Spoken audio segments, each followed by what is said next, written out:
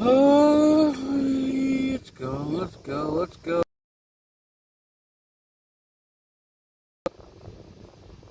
Look, there, come on here. Let's see.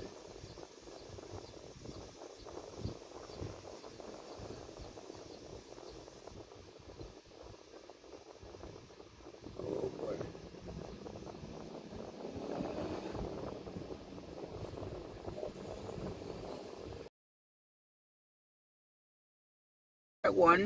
One under yourself there. Let's see who talks first. And we got one like. Man, that's good. Look at you. Come in. At least hit the like button. That's good, kiddo. I like that. See how long it stayed there for. I can't get my hopes up with you. Alright? Guess right. Here. Come on, we hit the like button as we come in. Everybody hit the like button as you will come in. Come on, let's go. A little more. We got two. We need two more. Come on. Don't be ending givers either. Don't take it away, right? Make sure that you keep them all there. Okay, we're going to play a lot of stuff today, kids. A lot of stuff. Oh, look at it. See? Oh, man, you're backing out. What's going on? You're doing the option now?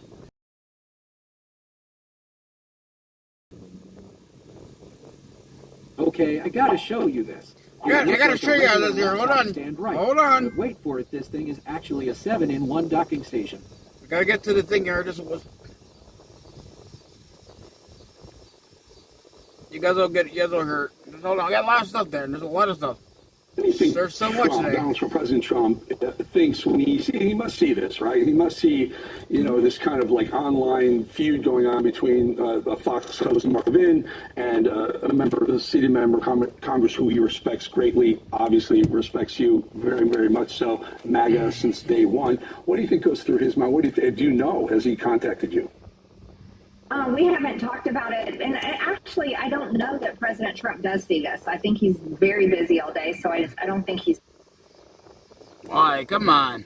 The SIRS ain't that bad over here. That's what happens, people. I gotta get a better... I just set up there. I haven't got a chance to hook up anything here. Man, what is going on? They're already busting. It's not even that hot out yet. Maybe a little bit. Spending his time scrolling everybody's social media feed. So he may not even know how vile it really is.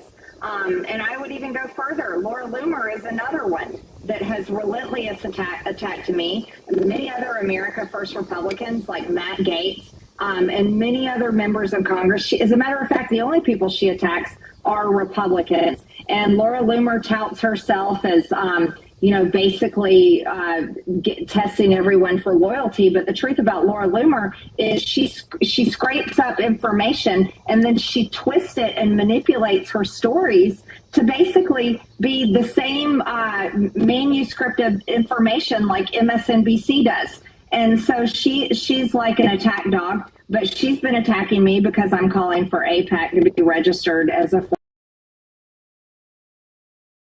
She's come out of the woodwork on that as well. So you find out who these people are. You find out which country they're loyal to the minute you start saying something about it, and they truly expose themselves. And it's shocking. These are not the kind of people that should have the president's ear. They're dangerous, especially when they're calling for nuclear bombs to be dropped and America's military and sanctions and all type of government action. But yeah, these are people that can never win an election themselves. Laura Loomer, she lost 2 congressional races. Mark Levin wouldn't dare run because he would likely lose. And so it's really interesting to see these people just use basically their platforms as a bully puppet and just go straight to name calling and lying about the people that they seem to be the enemy at the moment.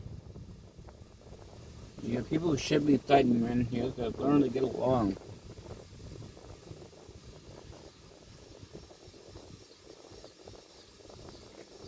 Director of National Intelligence Tulsi Gabbard just dropped another bombshell update. Excuse me. What the? What's going on? I mean, the SIRS ain't that bad. Yes, we got rain coming. According to reporters close to the Obamas, Barack Obama is very agitated with the truth coming out about. Come on. Seriously, this is going to annoy me today. Rain should have really changed more, sure.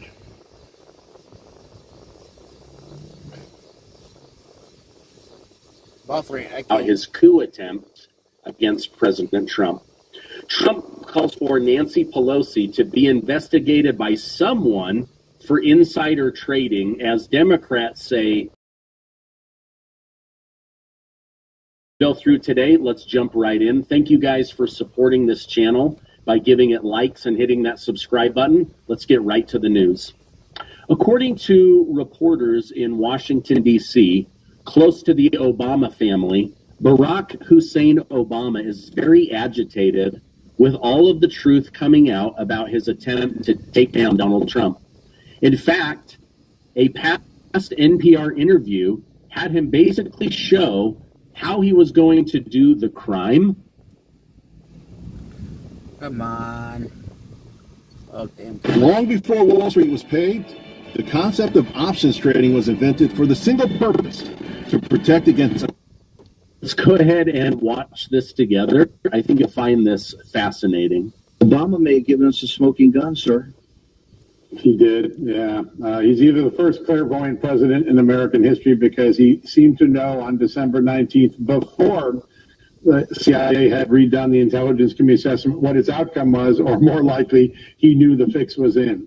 This is an interview he gives NPR, and I guess he forgot that they hadn't done the work yet. So he tells NPR expects the CIA to reverse itself and conclude that Vladimir Putin tried to help Donald Trump. The problem is the CIA hasn't really even started the work. It just got going. And he's so embarrassed, he comes back later and tries to walk it back a little bit. Oh, things are still going on. We'll have to see where it goes. It is the sort of proof that John Durham should have found in his investigation, but didn't. But for this point going forward, this is a really, really significant piece of evidence. And I'll walk people back to Watergate because you mentioned it for a second. The moment Republicans bolted on Richard Nixon, the epic event that caused them to do is when they got the tapes and they realized that Nixon had asked the CIA to try to stop the FBI from investigating the burglary. By the way, the CIA didn't do it, but the mere fact that a president would consider asking the CIA to do something political, it was enough for an entire party to bolt on their president. Here, Obama asked the CIA to come up with a concocted thing, and he seems to know the outcome before the work's even done. You've got the FBI pressuring the CIA to put a bogus Christopher Steele document in the intelligence assessment. And of course, you got the FBI helping Hillary Clinton carry out the whole dirty trick. It is epically, just on the standards of Watergate, it is epically worse than anything we saw in Watergate, and the Democratic Party just yawns at it in our face every day. That's why consequences matter. If we don't punish this behavior, we're going to go from the greatest constitutional republic the world has known to a perennial banana republic. This Obama interview, I'm not going to show it to you because of copyright, but basically he tells that the CIA is going to reverse course and find that Trump and Putin were colluding together. Begun their research, which would later show that there was no collusion, there was no favoring of Donald Trump over Hillary Clinton. So Barack Obama, he's toast. This guy is done. Now, he's probably going to get away with these crimes because of his presidential immunity, but it's going to destroy his reputation. And that's probably the best that we're going to get. Now, as John Solomon said, we've got to hold people accountable or else our country falls apart. Trump top advisor Peter Navarro was jailed by Nancy Pelosi. And he says that every single person around Obama and Hillary Clinton must be held accountable. Let's go ahead and watch this together. I think you'll find it fascinating. Now, let me just really shift gears radically because I want to talk a little bit about the Russia hoax, the Grassley report, and the Durham Annex, which came out last week. I had been working with Senator Grassley's office. I got to give him three three cheers because he's been working relentlessly to get out the information about the Russia hoax. And here's what I want to say. I went to prison, as did Steve Bannon, for defending the Constitution, but there isn't a single person associated with the Russia hoax that's been held accountable. And the list is a long one. It goes Obama, Clinton, FBI Director Comey and other people worked there, like Page and Strzok. It involved the intelligence community and Brennan and Clapper. And the importance of the Durham Annex, is that ties it all together and brings also in George Soros and his son Alex and the Open Society Foundation.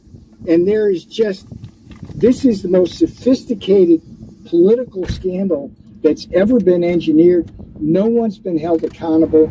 Good for Attorney General Pam Bondi for pursuing that.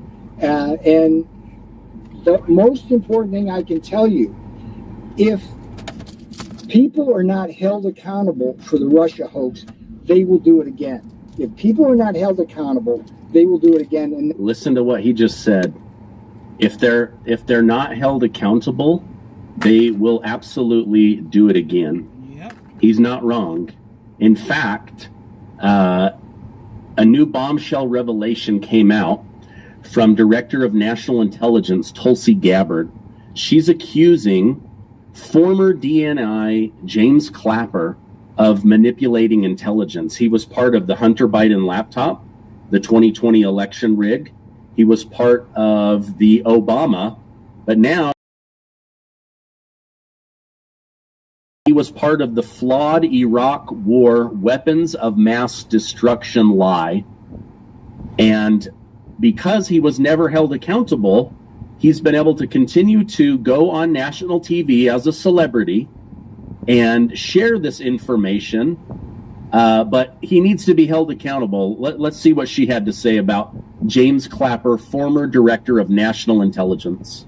James Clapper was on the team that created, that manufactured intelligence assessment that led to the Iraq war, about the Iraq WMDs. He writes about it in his book, saying that he and his team of intelligence analysts created something that was not there.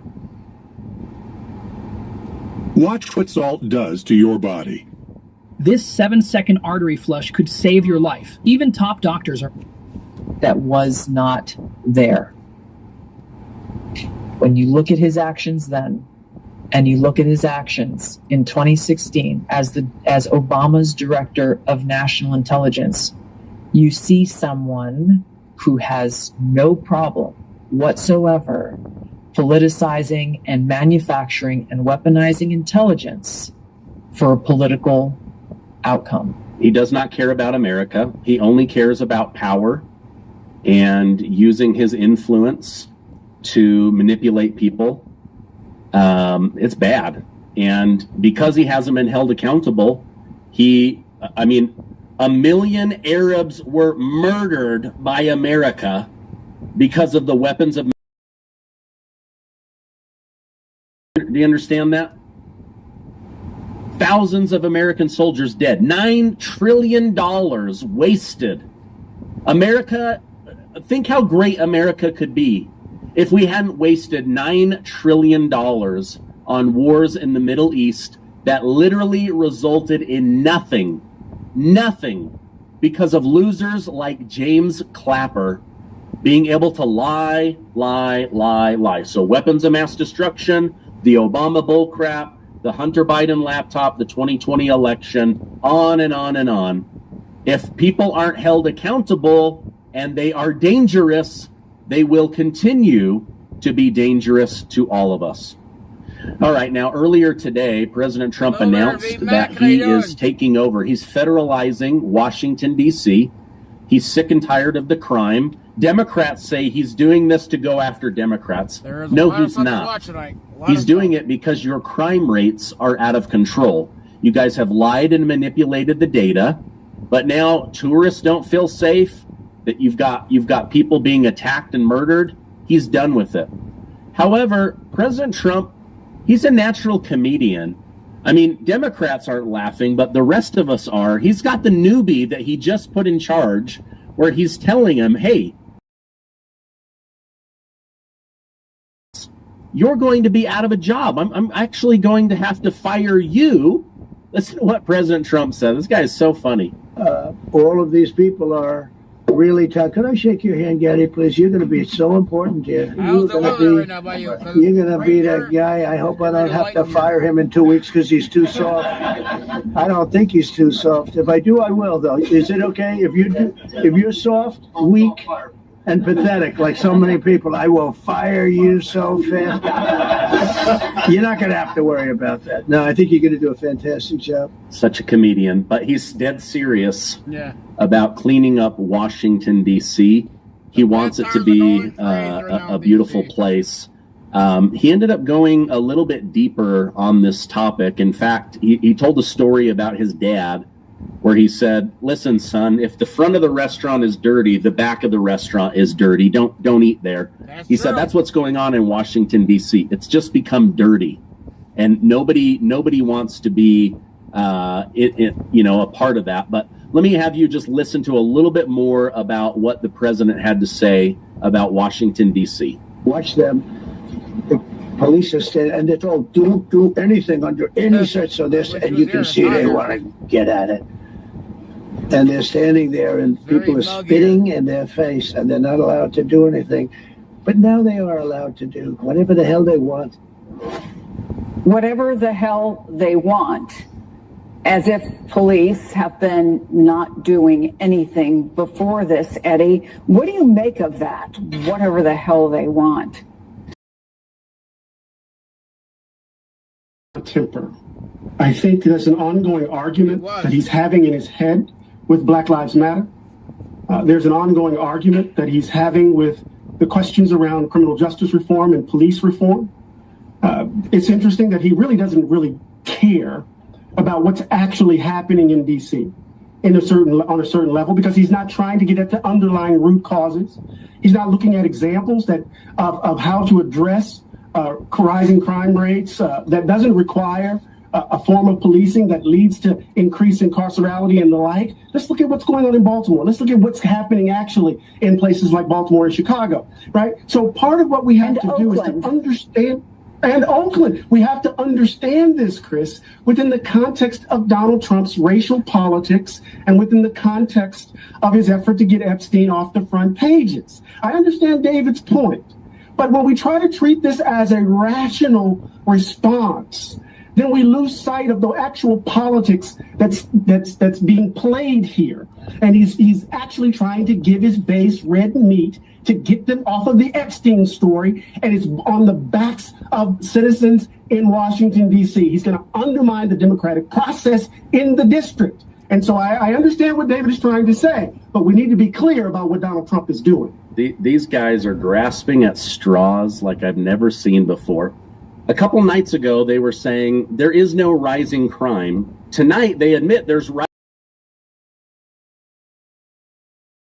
And that doesn't mean federalizing the police and making more arrests, holding more people accountable. And then they list all of these most dangerous cities, which are all Democrat-run cities. And they're saying he's not doing enough. And why is he doing all of this? Why is he going after black people and people of color and people that commit crimes? So that you don't think about Jeffrey Epstein. These guys, they're so pathetic. Oh, I think he's having a ongoing argument with Black Lives Matter. Well, Black Lives Matter was a corrupt organization that raised money off of black people. It did exactly nothing for black people. The two black lesbians that ran the organization bought themselves mansions in white neighborhoods and then took that money and funded LGBTQ, U.S.A., mostly trans stuff. You can look all of this up. Their main mission was to disrupt the nuclear family, not to help black people. That's why you don't hear about it anymore. Even black people don't give a crap about the Black Lives Matter organization. Now, of course, Black Lives Matter, But these guys weren't doing anything for black Americans. Anyway, these guys, they're grasping at straws, trying to make Trump look.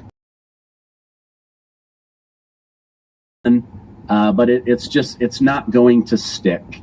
It's absolutely not going to stick. All right, let me just take a. If you're a homeowner, you need to listen to this. In today's AI and cyber world, scammers are like the hero Sam Antar that officially busted Letitia James will look into Nancy Pelosi.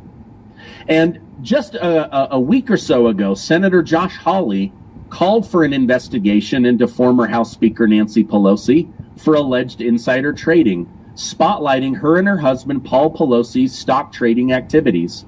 Senator Hawley, pushing the Pelosi Act, claimed Pelosi has profited from non-public information. He argued that such actions warrant prosecution and investigation, and her winnings are ridiculous. How does a bird brain alcoholic like Nancy Pelosi outperform thousands of geniuses on Wall Street? It doesn't make any sense unless there is insider trading. So this is all that Trump is trying to do. He's trying to get somebody, anybody but himself, to do this investigation. And the call for her to be investigated by Josh Hawley, he's trying to keep that in the news cycle. Democrats, however, say Donald Trump is a bully that has nothing better to do than harass a woman who gave her entire career to being a government servant. Watch what eggs do to your brain. Take a look at these two brain scans. They both look... Servant. Are you kidding me, Democrats? Do you know any servant who went from nothing to hundreds of millions of dollars, picking stocks better than every fund manager in America? Do you know any servants that did that? I don't. So I think that this investigation absolutely needs to go forward. Okay, the Trump administration is contemplating releasing transcript and audio from a 2-day, 9-hour Department of Justice interview with Ghislaine Maxwell, conducted by Todd Blanche.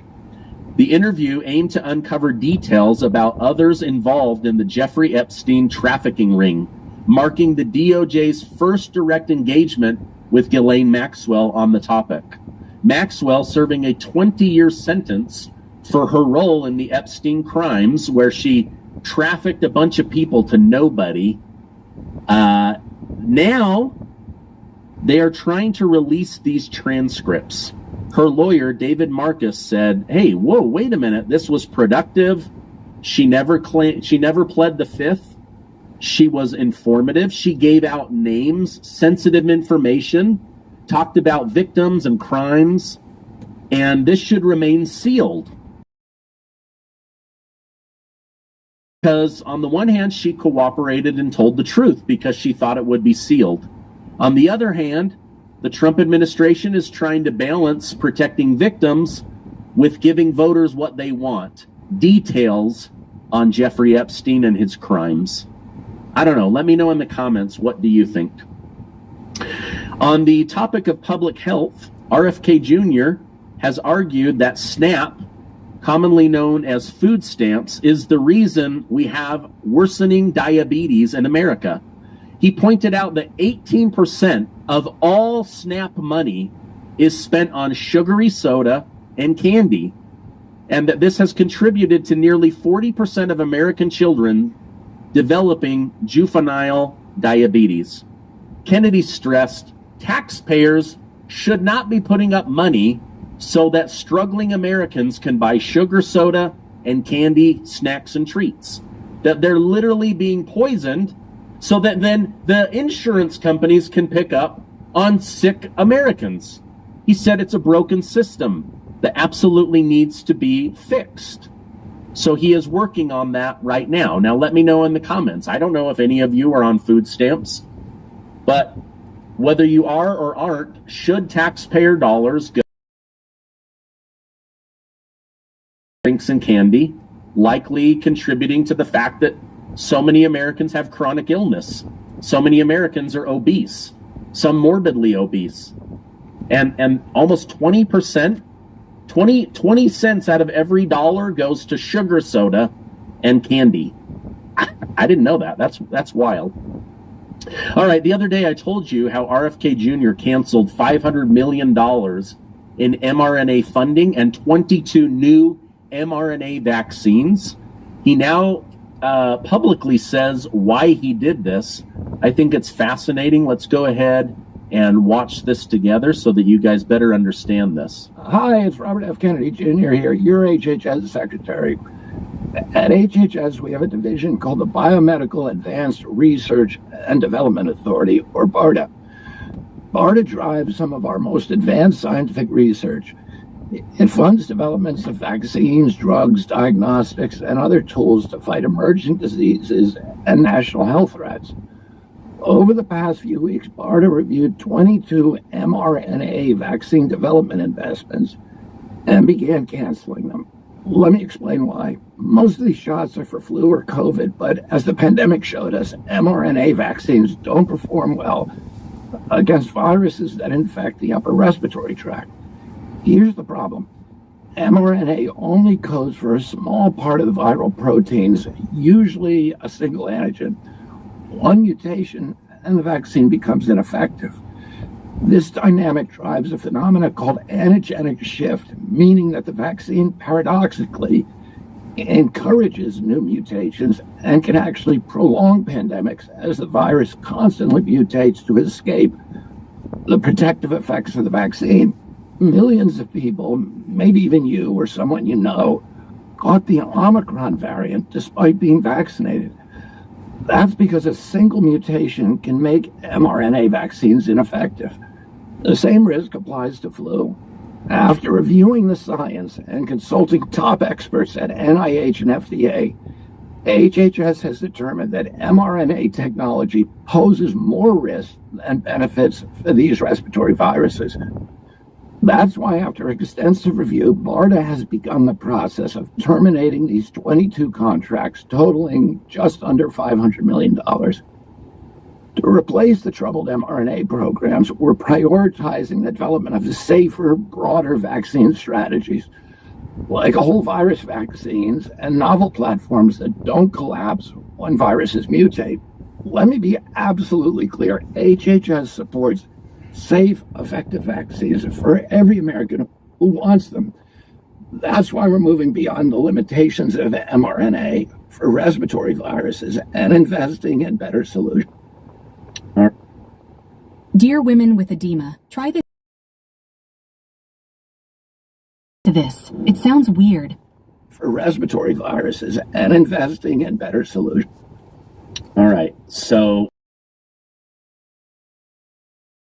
mRNA was more dangerous than COVID, and people that got their vaccines still ended up with COVID and Omicron. It was basically useless. Yeah. Even though a lot of people are like, oh, well, I would have been hospitalized, or I would have got it much worse. No, the reality is you were lied to so that Big Pharma could pocket $200 billion in profits. Yeah. Now, the real scientists are in. They're looking at this going, why on earth would we put $500 million into a technology that literally sucks?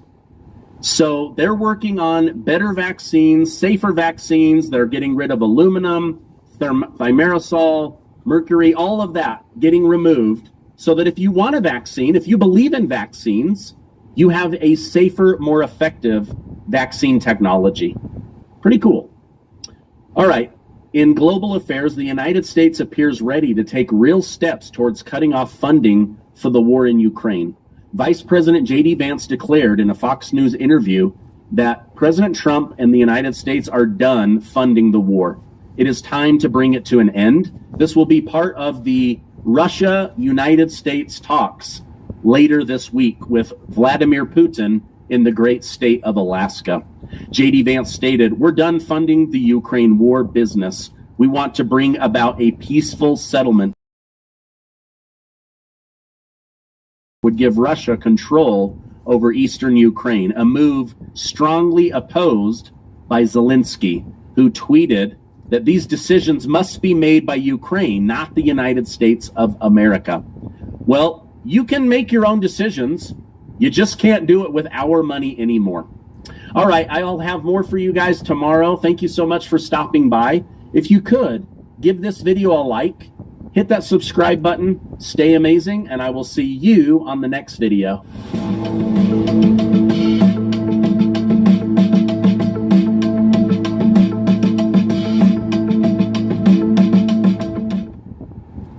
Here's a state rep named Yolanda Jones doing an interview from, I don't know, somewhere other than Texas, I guess, going after the president. Representing her people. Yeah.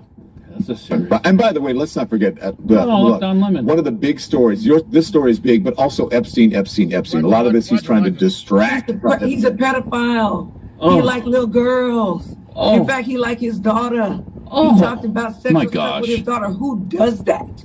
Right? Wow. And how the hell he get to be president? I don't understand that. We voted for him. Like, who talk about their daughter? You know what? If I got a daughter and she cute, I'm going to say, hey, that's crazy. And I don't understand how America, the Republicans have gone so far off the moral high road. They have a convicted felon pedophile as a president. But you know what? Wow. That man told us, my supporters, I can kill somebody in broad daylight and they will support me. And you know what? They will. What has happened since he's been president, including the Supreme Court, including mainstream media? The media isn't even, you are. Is she serious? And Roland Martin is, and certain other people are. But the media has bent the knee to Donald Trump because they're afraid of him. I cannot follow anybody who is led by fear and not by courage. Let me say this, Representative. You are an attorney. I mean, do you want to say allegedly or in your opinion that he is what you said? In my respectful opinion, right, based on my life. There's a lot of respect there. Obviously. Acumen. I mean, he said what he said. She got legal action. And he actually is. You said what you said. She should be sued for this. Absolutely, yes. Absolutely. There should be a lawsuit over all that garbage. He wanted the public to see what happened with JFK. Too late. And at worst, JFK was a philanderer, not alleged. And she just said, I can't follow someone who leads by fear. You're out of the state. Wow. You're not exactly leading with boldness, lady. And then you got Ghislaine Maxwell just said, I saw a little quote there that said that Trump never did anything concerning around her. So there you go. I mean, for what that's worth, but you're absolutely right. There needs to be an incoming lawsuit. Yeah, I want to see the Trump tweet on that. Absolute lawsuit. She deserves it. Oh my gosh, that was as outrageous as probably anything we've ever heard from these morons. And she had more. I don't know if we can get through it, but there was more. Yeah, she talked about integration happened, and everybody thought they accept us. They don't accept us. They are showing us who they are. We should believe them, and we better have. And in this country, we will be defeated, deported. I mean, we will lose all of our rights. And if you think it can't happen, it can. And I will liken this to the Holocaust. People are like, oh my gosh. Okay, I can't take it. All right. Oh my God. The attorney was speaking. Yeah, right. Yeah, I know. With her, what was it, legal acumen. Wow. Legal acumen. So immigration enforcement is, I liken this to the Holocaust. She's a state rep from Texas? Yeah. Wow. Pretty radical. Yeah, Houston, Austin. It's gotta be. I'm looking right now, man. I'm looking right now. Yeah, I don't know that we've heard from Yolanda Jones before. Not that I'm aware of. Certainly nothing this incendiary. Jeez. Yeah, let's see here. Hang on. She went to Houston, University of Houston. It doesn't say. Yeah, I'll find out. But it's House District 147. Oh, I know. That's right there. Where that it's is. Right there. Yeah, never mind. Right Yeah, it's right there. It's just outside of Houston. It is. Yes, it's part of Houston. It is part of Houston. Thank you. Obviously, you knew what you were talking about, Jeffy. Nailed it. Also, speaking of radicals, Jasmine Crockett is involved in the Texas showdown here. She's with a state rep. And the reason somewhere. Exactly. Not in Texas. Not Oh my God! And that's why it says with a state rep. I am Texas Congresswoman Jasmine Crockett, but I am standing here with one of my faves right here, honey. Listen, and guess what? Neither one of us are in Texas. You know why? Because we know that it is time to stand up, rise up, and fight back against these fools that think that we're weak. One thing that they should know, when it comes to a black woman and a Latina, That's right. they're about to get a little spice, okay? And that's exactly what they got. So right now we are fighting for our rights in this country. We are fighting for democracy. And I just want y'all to know that I'm standing 10 toes down with my homie, the representative. What's her name? From the great state of Texas. What's her name? That's right. Yes. She has no idea. Nope. She met her 5 minutes ago in the hallway at the hotel. Idea. And I She has no freaking clue. I doubt those are American Eagle jeans. No. Jasmine is wearing there. But it's okay though to play the race card if you're saying, well, I'm a black and a Latina. Yeah, that's fine. But boy, you gotta. I love it. No name though. That's awesome. If some guy had been standing there babbling about being white, and these two white people here, that shows you how great we are with two white people. Why is it okay? Yeah. When the bullshit they're doing there.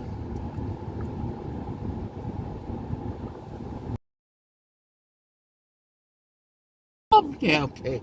You fucking LIBTARDs. Trick that took me from 179 to 126.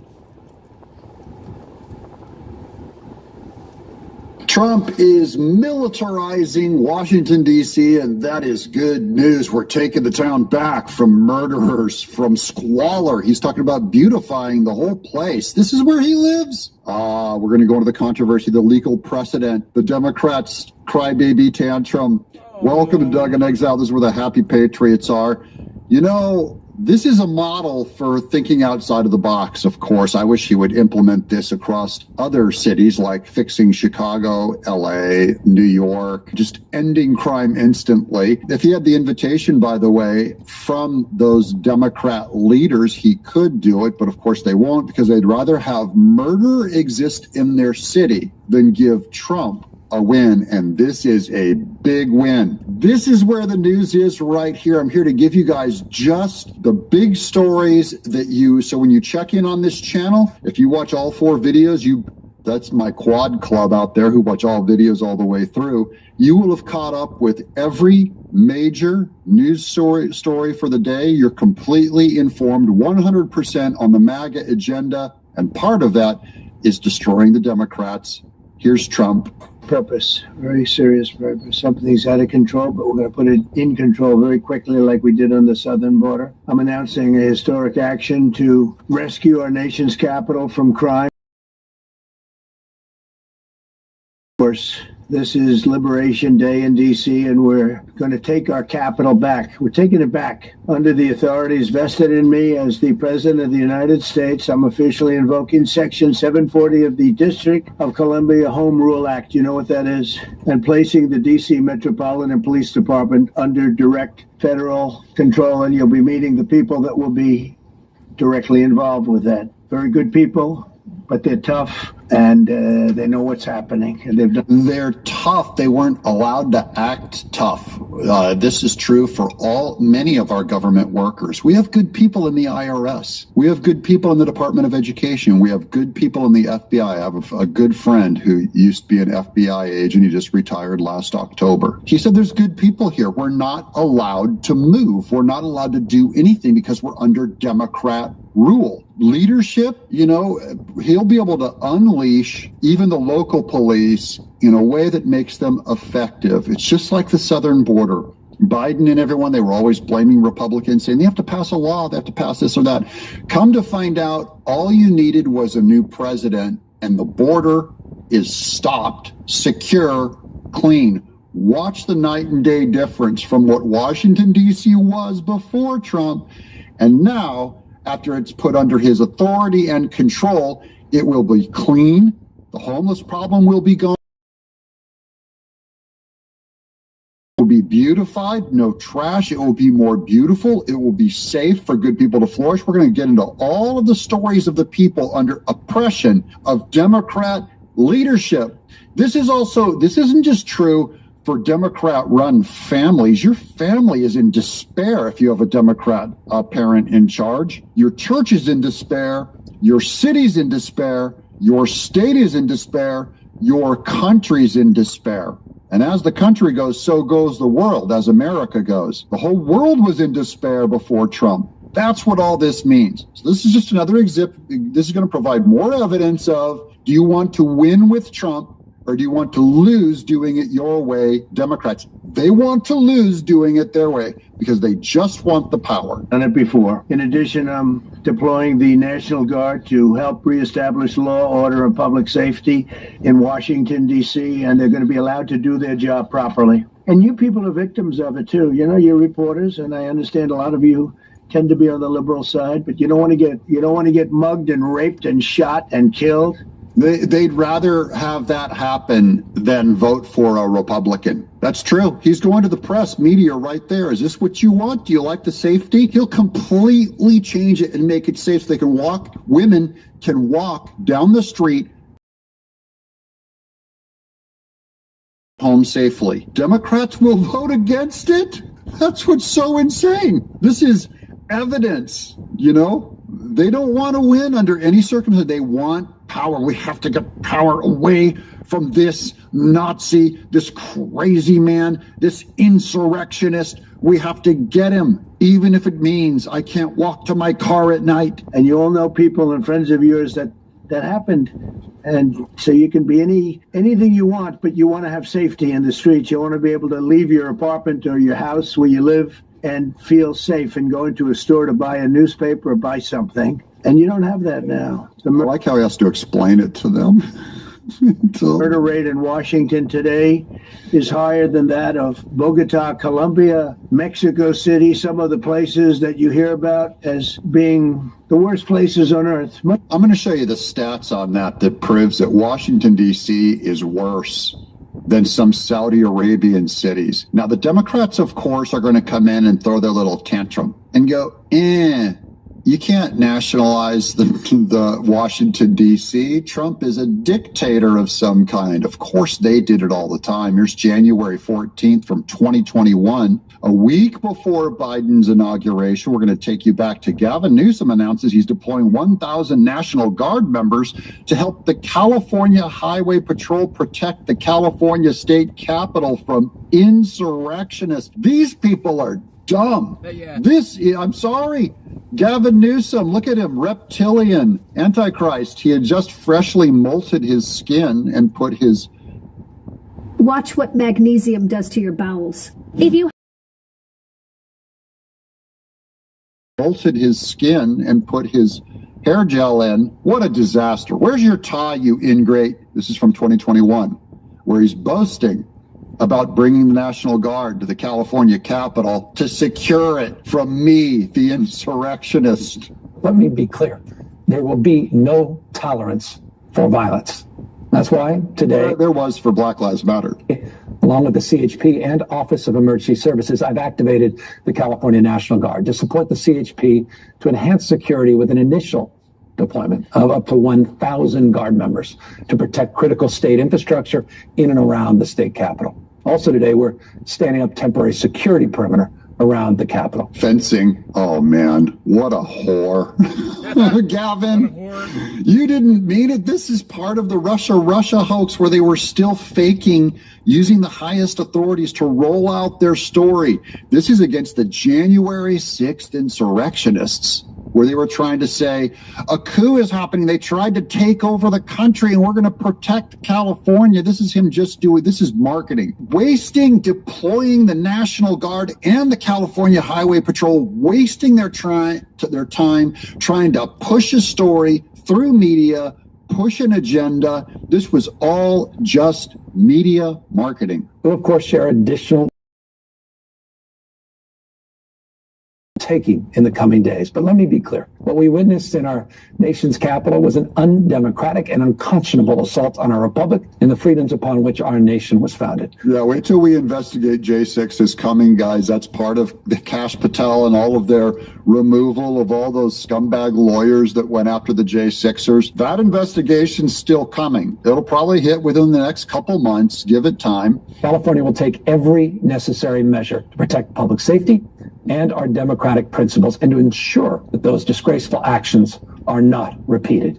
Every time he smiles, watch his giant donkey teeth. They look like, in the public bathroom, a line of perfect porcelain urinals, his caps. Every time his teeth opens up, the white is so bright that it burns the back of my retina. Here, let me be clear. There will be... Okay, let's go to the next bit here. This is back to Trump saying somebody murders someone and they're out on no cash bail. This is about the actual, what they did to jack the numbers in this crime and hide. The statistics in D.C. are much worse. I'm going to show you how all their leadership has been lying about even their murder statistics. They're still off the chart. The crisis stems directly from the abject failures of the city's local leadership. The radical left city council adopted no cash bail. By the way, every place in the country where you have no cash bail is a disaster. That's what started the problem. That's what started it in Chicago. I mean, bad politicians started it, bad leadership started it, but that was murders somebody and they're out on no cash bail before the day is out. Now, we're going to end that in Chicago. We're going to change the statute. I spoke with Pam and Todd and everybody. We're going to change the statute, and I'm going to have to get the Republicans to vote because the Democrats are weak on crime, totally weak on crime. And they don't know why. They want to stop because they get mugged too. But we're going to change no cash bail. We're going to change the statute and get rid of some of the other things. I feel bad for him because he needs Congress to vote on the no cash bail thing.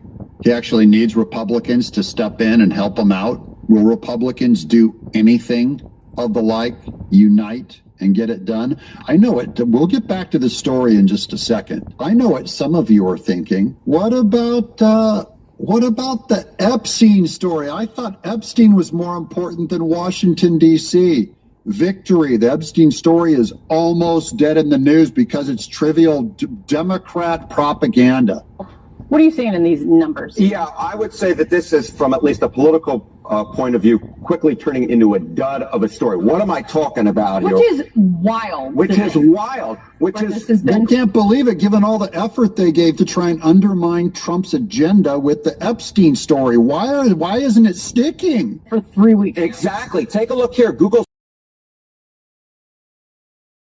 versus just 3 weeks ago, falling through the floor. It is no longer the top term searched alongside Donald Trump's name. That's been trading off between tariffs and Vladimir Putin, with obviously the meeting coming up later this week. But at this particular point, the American people's interest in this story, it's quickly becoming something of a nothing burger. So out of sight, out of mind, maybe, is applying here a little bit. But has it impacted, have you seen numbers that have impacted Trump's popularity, favorability, anything? No, not really. I mean, take a look here. Let's take a look at the overall numbers. Trump's approval rating in July of 2025, it was 45%. It's still well within that margin of error here at 44%. This proves Trump is absolutely dominant of media, guys, and this means we're going to continue to win. Media tried running up this Epstein story, and I'm fine with that. Trump's going to investigate. They're going to investigate it. They're going to release whatever files they can put up to the public. I don't have faith in any of it that you're going to get any new news or anything significant. That's been my take on it for a month. I've lost 500 subscribers over it. People that want to stay lost in that trivia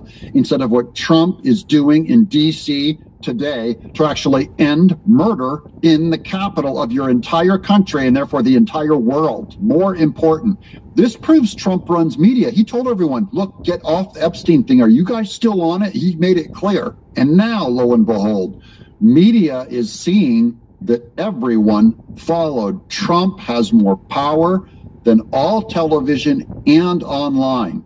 We're going to get to here. This is from Rapid Response 47. We will also take over the horribly run capital of our nation in Washington, D.C., clean it up. This is a Trump campaign promise from March of 2024. We will also take over the horribly run capital of our nation in Washington, D.C., and clean it up. I thought this was brand new. Trump just started. No, this is an idea that he ran on over a year ago, guys. This is promises made, promises kept. Renovate it and rebuild our capital city, get rid of the slums so that it is no longer a nightmare of murder and crime, but rather it will become the most beautiful capital anywhere in the world. What do you think these leaders come in when they come in to see the president and they ride over a road that's full of potholes and garbage?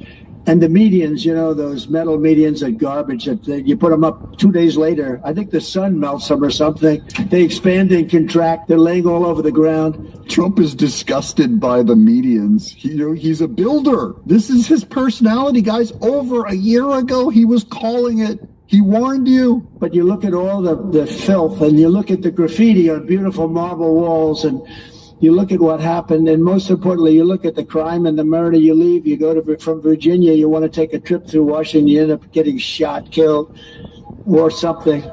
And it's a shame. We're going to be very strong. We're going to take over Washington, D.C. We're going to run it properly. We're going to get rid of the slums. We're going to open up our parks. We're going to have to get rid of the tent cities and the tents all over the place. That was March of last year, guys. It's been over a year. This isn't new. This is old. It just hasn't been reported because the media... Eating too much salt causes hypertension, right? Nope. What about too much bacon and red meat? Nope. It's actually... just hasn't been reported because the media is lying to you and we're telling you the truth. This is where you get the truth, guys. I can't say it enough. I can't be scammed by media. I made media. I'm a mass media artist. I know how to make stuff that 500,000 people want to see. Video games, comic books, animation, and now YouTube. I get how this stuff works. I see how newsrooms work. For Thanksgiving, I think I'm going to go back to Colorado, be with my brother who used to be a journalist. We're going to talk about how media works. I'll do a giant expose, how these editors run these stories up. I swear it is everything. They're trying to tell you what to think. I'm comfortable with your disagreement, but wait. When Trump talked about those numbers of how D.C. is less safe than Bogota. Here's Mike Davis. For months after January 6th, President Biden maintained an intense military presence on D.C. Armed soldiers, checkpoints, barriers, and razor wire. I did a video back then showing tanks, military vehicles. After one unarmed woman got killed by the Capitol Police, Democrats can save their fake tears today. I was there, guys. I took a trip. My youngest son, John, is about to go into the Marines this fall. He was in a fencing tournament back then. They did fencing, sword fights. And we went to Washington, D.C. for that tournament. And they had razor wire up all around the White House. That's what Biden did right before his inauguration. They put it up. They called in the National Guard and said, just like Gavin Newsom said, we got to stop the insurrection. They were saying we were the murderers, while real murder is actually happening on their streets. This is marketing, guys. And the Democrat media was dominant then. They could tell you anything. Not you, of course, the Patriots. We all knew we were calling them out back then going, what the hell? What are you talking about? There's not, the Capitol isn't under. So it was all a puppet show. They rolled out National Guard. They had soldiers walking around, razor wire up all around. I did a walk even around Kamala Harris's house. They had fences up, huge fences. It was all a pageantry of marketing to say Trump's an insurrectionist and that Republicans, MAGA Republicans, are trying to take over the country and we're violent. Bull. Funny bull. They were calling his names out, and I laughed at them. Like, how can you laugh? This is serious. No, it's not. No, it's not. They're a puppet show. Laugh them off the stage. They're Muppets. Look, here's the murder rate per 100,000 people in Washington, D.C. It's about 28 murders per 1,000 people. That's the murder rate. Here is Bogota down here. Mexico City. Washington, D.C., it is safer to walk downtown Mexico City, which is run by a drug Islamabad, where if you don't wear a hijab, you get beaten. Islamabad is safer to walk. If you're a woman without a hijab, it is safer to walk around in Islamabad than Washington, D.C., Lima, Ottawa, Canada, Paris, Havana, Delhi, London, Madrid. Washington, D.C. is a hellhole. That's why Trump's going, hey, we're turning this around. This is a blight on America. But wait, there's more. This is the kind of pushback that Trump's going to get. This is from Garrett Hackey. As the president floats a federal takeover of D.C. and complains about the crime rate, D.C. stats show violent crime is down 26% of the district so far this year. Down. He's going, guys, you don't need to take this red line down 26% to about here. And you still have 20 murders a day. And Democrat goes, that's enough. That's all we got to do. It's fine. We're still the most dangerous city in the world, but reduced it by 25% under Biden peak Murderland U.S.A. He's angry. They just don't want Trump to do anything effective. These Democrats, so pro-murder. Here's Taylor Budovich in response to that. The cooking of the books for D.C. crime statistics is a serious scandal. And think of all the crimes downstream from that. Bank robberies, people getting mugged. No one believes D.C. is safe. Nobody. America's capital should be a beautiful and peaceful sanctuary for the greatest democracy on earth, constitutional republic, but I get the common vernacular. I can speak English. Instead, citizens, visitors, and diplomats are terrorized by thugs and criminal. That ends today. Thank you, Donald Trump. Wait, let's get into that scandal of underreporting. Make D.C. safe again. Stephen Chung. For all the reporters who are trying to gaslight the public into thinking D.C. is completely safe, here's a reminder that the stats they're citing are not what they seem. D.C. police commander suspended, accused of changing crime statistics. That's the headline. The D.C. police commander has been jacking their numbers down so you don't even know about the crimes. Here's how they did it. A D.C. police commander is under investigation for allegedly making changes to crime statistics in his district.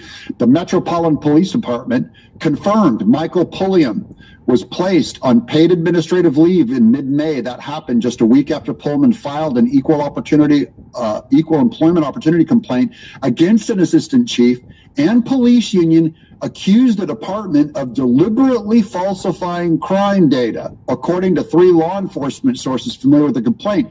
So in D.C., these whistleblowers came out and said they're falsifying crime data. And this is what Democrats equal employment opportunity against the assistant chief, meaning saying that he wasn't hiring enough blacks. That's how you do it. That's how Democrats do it in human resources all day. You guys know how this works. Democrats, they'll use another law. They'll get you. The union claims police supervisors in the department manipulate crime data to make it appear violent crime has fallen considerably compared to last year. See how they faked that data? That's what all the Democrats are running on right now. 25% lower. It probably isn't. They just faked the data. Pulliam, the former commander of the 3rd District, the patrol's Adam Morgan in Columbia Heights, was placed in leave with pay. That came about a week after he filed a complaint. News 4 reached out to Pullman for a comment. He denied allegations against him and referred us to the public information officer. Union officials said there's a larger trend of manipulating crime statistics in Washington, D.C., Maryland, and Virginia. When our members respond to a scene of a felony offense where there's a victim reporting that a felony occurred, inevitably there will be a lieutenant or a captain that will show up on that scene and direct those members to take a report for a lesser offense. So all of the statistics are knocked down. Fraternal Order of Police Chairman Greg Pemberton said, so instead of taking a report for a shooting or a stabbing or a carjacking, they will order that office to take a report for a theft, an injured person to the hospital, or a felony. Use these rules. They're gaslighting, not just media, police, the police, their lieutenant. I'm going to go to the people on the streets now. These are the stories that they say on Washington, D.C., and how the Democrats are trying to sculpt this whole story. So you see now how this national story has greater implication. If they're able to do that, then I think there's no problem with that, because there are pockets in D.C. that are significantly out of control. We have school zones that are drug-infested neighborhoods. Mixed reaction from the community, but they all agree on one thing. Something must be done to decrease crime. I want to apologize to everyone who's already bought this natural healing handbook, because I haven't been completely honest with you.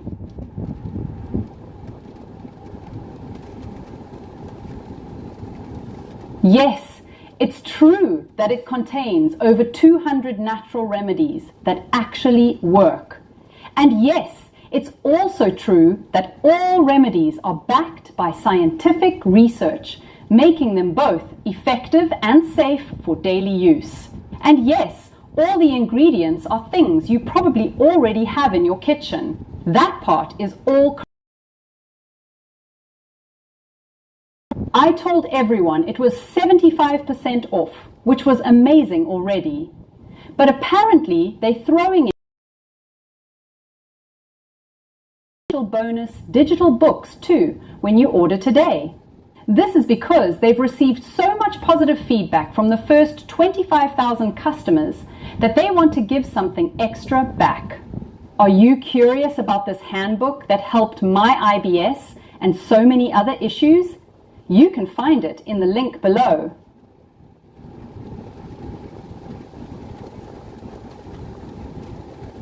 Feed the whole crew with 2 medium 2-topping pizzas for just $6.99 each from Domino's.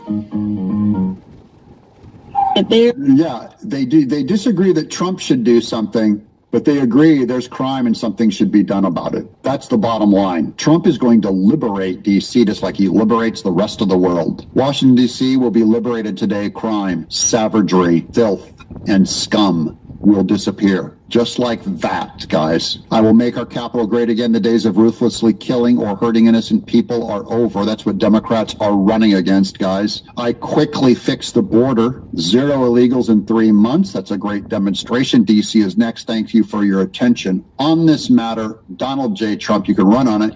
Oh, what about the blacks? Trump's offending the blacks. No, Trump loves women. He loves women. That's why he wants to save them. He loves Democrats. He loves blacks. You were told he hates blacks.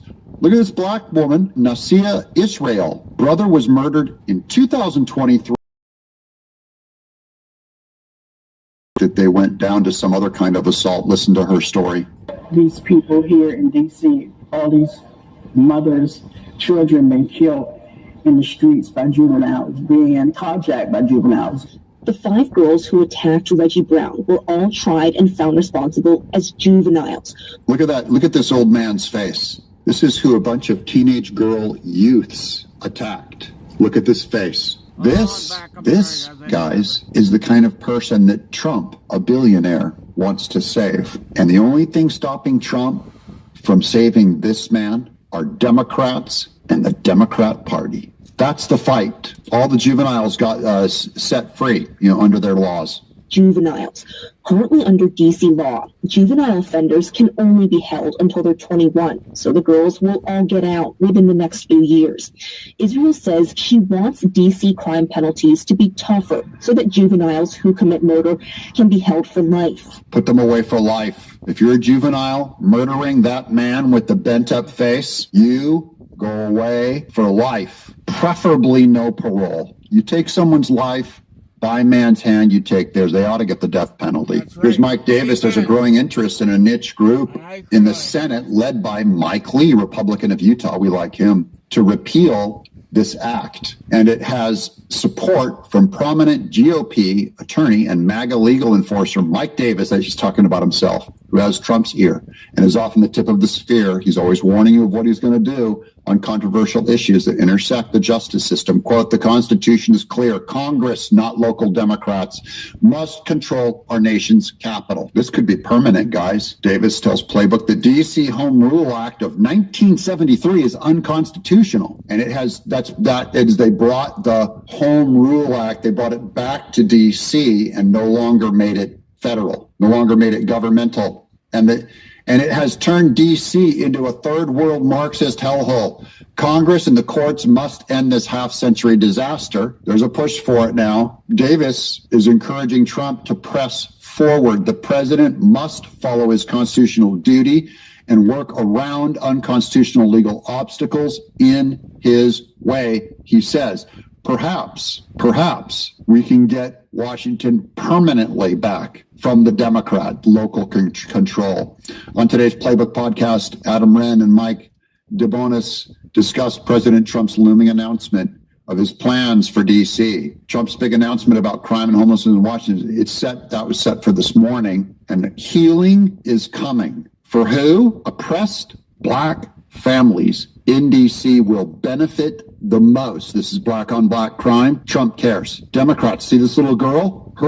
What they need, what that Black community needs is Trump. Thank God the blacks are starting to turn and vote for Trump. He's going to help you. Democrats have been only harming you and your family structure. Your communities are destroyed by Democrat policies. And I just hate to see you vote for it, is all. But likes the idea of having more federal agents on the street. The mayor seems not to have enough control of the activities that are arising. The local mayor does not have enough control to control it. These are more stories. I could give you 100 of these videos right now. More stories on the streets of D.C. Some bangs.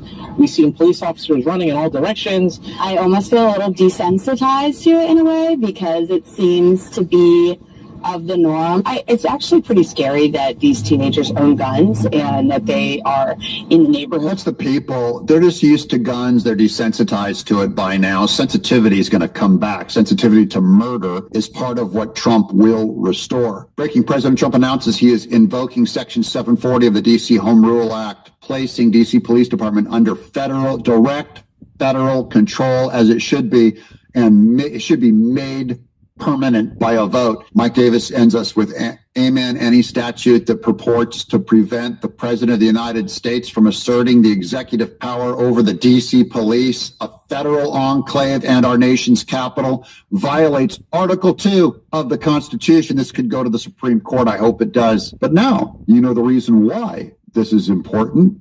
If you like this information, you should subscribe. This is where you get it. I make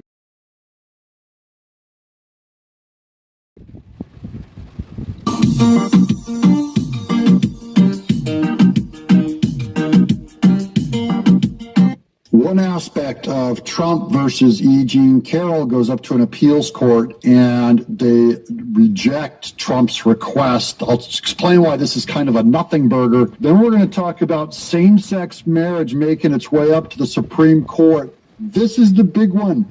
So is E. Jean Carroll on the politicization of our Justice Department. Welcome to Doug in Exile. Shout out to the Quad Club. Love you guys. You guys keep the lights on. That's the people that watch 4 videos a day all the way through. I'm just trying to be like Rush Limbaugh, give you 2 hours of entertainment a day. That's what he did every day for his entire career. I wish I could be as good as that guy, but no one's going to be as great as El Rushbo. So here's the article on E. Jean Carroll. Let's get on this. I'll get to that Supreme Court case in gay marriage right up next, and then I'll finish up with E. Jean Carroll with all the details of this and what it means. Appeals court denies Trump's bid in the E. Jean Carroll case. The Second Circuit Court of Appeals on Friday denied President Donald Trump's bid to make the federal government the defendant in E. Jean Carroll's defamation lawsuit against him. Now, I predicted this wouldn't go through, and it's really because this was a really bad case for Trump to do. He said, look, instead of E. Jean Carroll taking me to court, can we replace to take the federal government to court? This is him kind of expanding his presidential role. I didn't get it. I didn't get the political theory behind it. It doesn't mean it's wrong. Like I said, I'm not an expert. I'm a barely literate comic book artist that makes animated cartoons for kids and comic books. But I really thought this one was just poorly argued from the beginning with those guys. We're going to get into much more of this. I'll finish it up. The court ruled the request made in June came quote, simply too late. I don't understand that. Fairness and equity dictate that the motion to substitute be denied. The court wrote in a 23-page, they're not even saying that it was ridiculous to ask for, just that it came too late. Trump argued in his motion that his statements made about Carroll came in his official capacity as president, saying that under the Westfall Act, which shields officials from personal liability. So the whole point is when you're president and someone comes to personally sue you, they just say, look, the federal government's going to take your place in the lawsuit for the reason of, regardless of the accusation against the president has to still do his job and not show up in court. So they put together kind of an avatar, someone to take his place in court. And they're saying it's too late because that no longer applies to E. Jean Carroll, which is what the media wants you to think. He didn't lose it on any of those grounds at all. They didn't lose anything to E. Jean Carroll in real data. They just said that it's too far into the future for him to use that particular line of argument to replace him as president. Back then, it's too late. That's not what it's designed for, okay? That's what I mean by it's a nothing burger.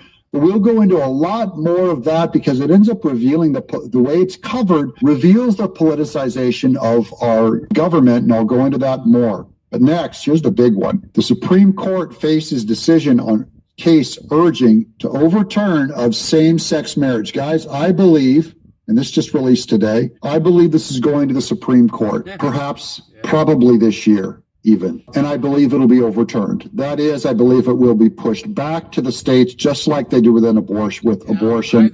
The Supreme Court oversteps its boundaries in creating that right out of thin air. But that would be a huge moral victory, another huge moral victory for Trump and MAGA, regardless of what you think on the issues. Most people will agree, even if you disagree on the issue and go, I'm not so much on attacking same-sex marriage.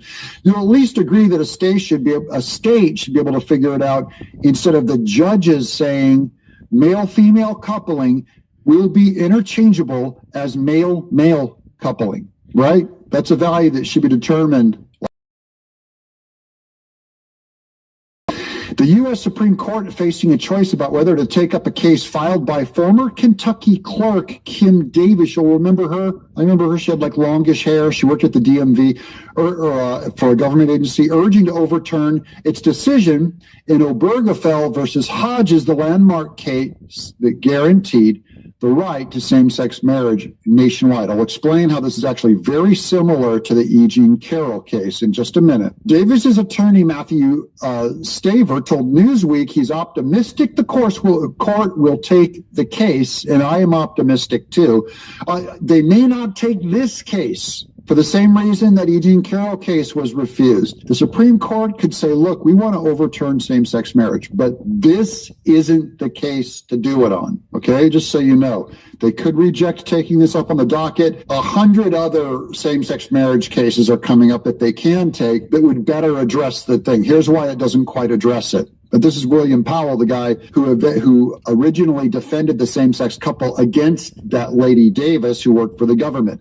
The same-sex couple demanded she give them a marriage license, and she was wearing a cross. She said, as a Christian, it goes against my values. That asks a lot of questions. Like, does a Christian who worked for a corrupt state, must you still do your job? Should she have been fired? Should she have quit if they make you do something immoral? That's the question. And she's just saying, look, I want recourse. I don't think I should have to do this. The Supreme Court should absolutely go with religious exceptions to having to endorse someone's gay marriage. That's a sin to us. It's a sin, period. William Powell, the attorney who represented the couple that sued Davis, wrote in a statement provided in Newsweek. Now, he agree that Davis's arguments do not merit further attention. So he believes they won't even take up the case, okay? And I'm saying they may not take up the case, and I believe it's because Clarence Thomas has very good reason to. We have to trust them.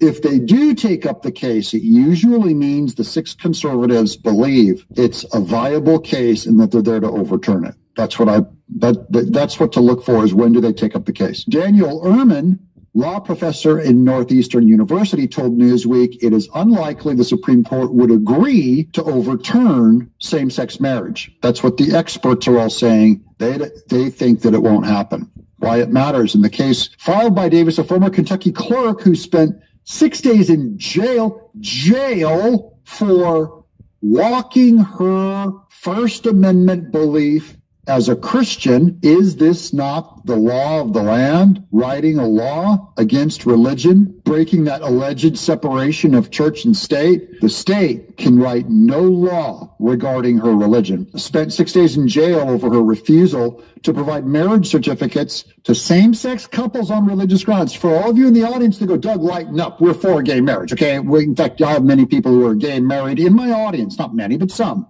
I've had lesbians weigh in and everything. Before you go, just so you know, when you all say, why don't you just let us exist? Why do you Christians have to come in and draconianly throw your law around? Hey, as long as you keep your law to yourself, we're not like you, totalitarian. They go, we keep our beliefs to ourselves privately. No. You force her to obey and endorse your marriage with a certificate, or she goes to jail for 6 days. No one in America in the last, 50 years went to jail for two gay people being married, okay? We don't put you in jail for your beliefs because we project our beliefs in your life. We didn't put you in jail. You put us in jail for not endorsing your belief, just to be straight on who's pushing whose religion on who. Okay, that's all I'm saying. They could represent a threat to federal prosecutions for same-sex marriage 1 decade after the nation's highest court legalized the unions across the country. Some justices like Clarence Thomas have signaled an openness to revisiting the case in recent years as the court has moved to the right and as that previous Obergefell case was totally wrong, totally anti-constitutional, totally anti-American. That conservative shift on cultural issues has been defined by its 2022 ruling overturning Roe v. Wade for decades of guaranteed abortion rights. And by that was another one that was totally wrong. By the way, regardless of your views of abortion, even Ruth argued on right to privacy, that they found a right to abortion in the right to privacy. You know what I mean? That's the grounds it was rejected on. They didn't reject it on, hey, unborn life is human life. Unborn life is precious and sacred and goes to the Declaration of Life, Liberty, Pursuit of Happiness. They didn't argue it on those grounds. They argued it on finding a right to abortion in a right to privacy. The Supreme Court had no right to do that in Roe v. Wade in 1973. It's poorly argued, so we reject it. For those of you who are for homosexual coupling, I want you to know that you can be for overturning Obergefell to protect religious liberty and still say that Obergefell was poorly argued and not the right place to make that decision, okay? Just because it guaranteed the right to same-sex marriage, that's not what Obergefell was actually about. So I only want you to know, things can be just based on really badly performed law, right? And it can be overturned on those grounds, which is the same thing as Donald Trump, the exact same thing as Donald Trump losing his appeals to E. Jean Carroll, okay? It's not saying that Trump is actually guilty and E. Jean Carroll is actually innocent. That's not what this appeal was about. The question on the appeal was, does the president, back then when he was sitting, and there was a clause that just says in our laws that says a civil lawsuit can't be put against the president, the general government will go in his place, and Trump required. No, it doesn't apply to now. Okay, you see that on the bad form and structure of the lawsuit. They said you lost. Trump can challenge this thing. That one isn't going to stick. That's all they're saying with Obergefell. If the court overturns the nationwide same-sex marriage, the issue would likely return to the states, just like what happened with Roe v. Wade. We overturned Roe v. Wade. It didn't make abortion illegal, though we should do that. So the same way, it wouldn't make same-sex marriage illegal. it returns it back to the states, many of which have still not passed laws allowing members of the same sex to get married. And as we saw with the fallout from Roe v. Wade, many states went in and had way worse draconian abortions made available, okay, because it went to the state, way beyond what the Supreme Court would have said was okay. And the same thing. There may be states that have a massive backlash now that it goes back to the states and just have a way draconian law in support of same-sex marriage, where at the state level, could be in California, if you so much as say, I don't believe in same-sex marriage, you could be thrown in jail.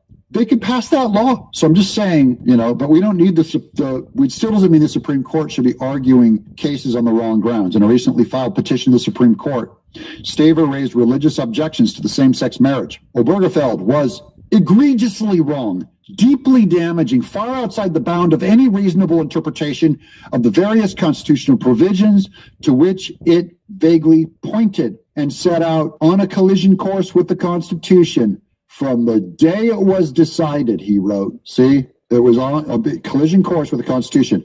Davis's case, quote, presents the ideal opportunity to revisit substantive due process, that's what it was about, that lacks any basis in the Constitution. That's what the argument was in her case. The petition reads, this flawed opinion has produced disastrous results, leaving individuals like Davis finding it increasingly difficult to participate in society without running afoul of Obergefell. So she wasn't able to deny working on those marriage certificates. It's basically the Supreme Court, the law of the land, that says it shall make no law against religion, and ends up making every Christian's job. You can fire them if they don't endorse gay marriage. Do you see it now? Are you beginning to see it? That's where this argument's taking place on this one. And it affects on other anti-discrimination laws. It reads, and until the court revisits its creation of a textual constitutional rights, Obergefell will continue to have ruinous consequences for religious liberty. And I think they might take up this case on the grounds of restoring religious liberty and only saying that a right to same-sex marriage is not more important in America than religious liberty. Religious liberty is the First Amendment. The filing said the court overturned to the states that the same-sex couples who were married since the ruling would be grandfathered in. Staver told Newsweek he believes the decision is on weak and shaky ground. It has no basis in the Constitution, he said. It's what caused this issue with Kim Davis to be sent to prison for 6 days and now facing hundreds of thousands of dollars personally is the Obergefell opinion originally, and I think it's time to reevaluate that and overturn it, Ehrman told Newsweek. It is very unlikely for the court to hear the case. That's, again, the bad guy on the thing. While Thomas and Alito may side with her, it appears less likely that conservative justices like Gorsuch, Amy Coney Barrett, Brett Kavanaugh, and John Roberts would move to overturn same-sex marriage, he said. So Trump, be a little more careful with your Supreme Court picks. It's time to throw some MAGA guys in there. There's a chance that a conservative majority could use the case to expand the rights of religious objectors to same-sex marriages. That's something I'd be happy with. Anything that moves that ball to defend us. But that's not the same as overturning the right itself. And I don't see a majority of the court ready to do that. Culturally, same-sex marriage has become embedded in American life, and I don't care. That is not something on which you decide to overturn the Constitution that the founders wrote. And it is still popular in public opinion polls. Again, the Supreme Court should be immune to both of those. Practice in American life and public opinion polls. Paul Collins, Professor of Legal Studies. Now let's get back to E. Jean Carroll. Appeals court denies Trump bid to make federal government defendant in E. Jean Carroll case. Now, I hope you guys understand the context a little better. How this is a small loss for Trump, but it's not a big loss at all on the actual subject of the E. Jean Carroll case. Federal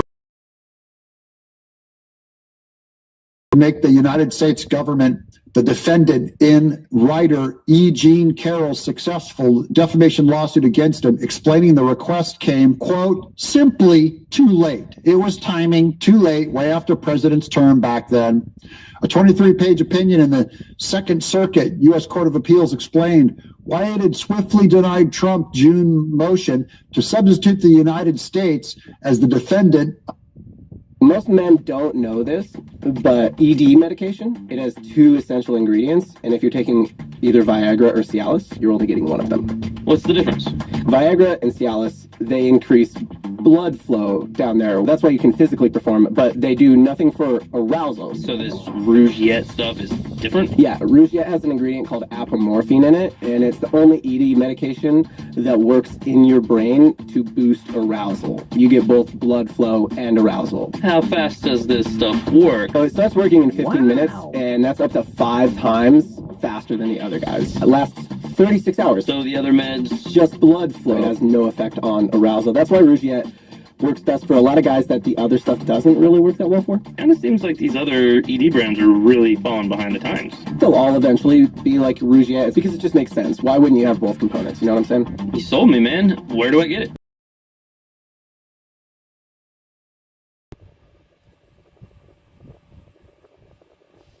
Under the Westfall Act, a federal law that shields officials from personal liability when sued over actions taken within the scope of their government role. In Trump's case, back in 2016. See how this doesn't apply to, that's all this appeals court said. We're going to look at the document real quick together. This is that document, the United States Court of Appeals. For the Second Circuit, August term, here's E. Jean Carroll, plaintiff, Donald Trump, defendant. The clerk's office is respectfully directed to amend the caption as reflected above. Appeal from the U.S. Court. Lewis A. Kaplan was the judge. Remember him? Democrat operative, guilty. This whole thing, this will remind you of what a sham it was to the circuit judges. On April 11th, 2025, after this appeal was fully briefed, defendant appellant, President Donald J. Trump and the government jointly moved to substitute the United States as a party to this appeal pursuant to the Westfall Act. Attached to the motion was an April 11th, 2025 certification by a delegate of the Attorney General that Trump was acting in the scope of his office or employment at the time back then the statements underlying this defamation action were made. No one's going to argue that he had the protection at the time back then. Plaintiff appellee E. Jean Carroll opposed the motion, contending that substitution under the Westfall Act on appeal is barred by the statute's text and that Trump waived any right to seek substitution by failing to petition the district court before trial. This actually applies to Obama, too. The reason why we can go after Obama is the same reason why this does not stick to Trump after he left office back the first time in 2020. Barack Obama left office and his immunity, he says, I have immunity. No, the immunity, son, is only for when you're in office.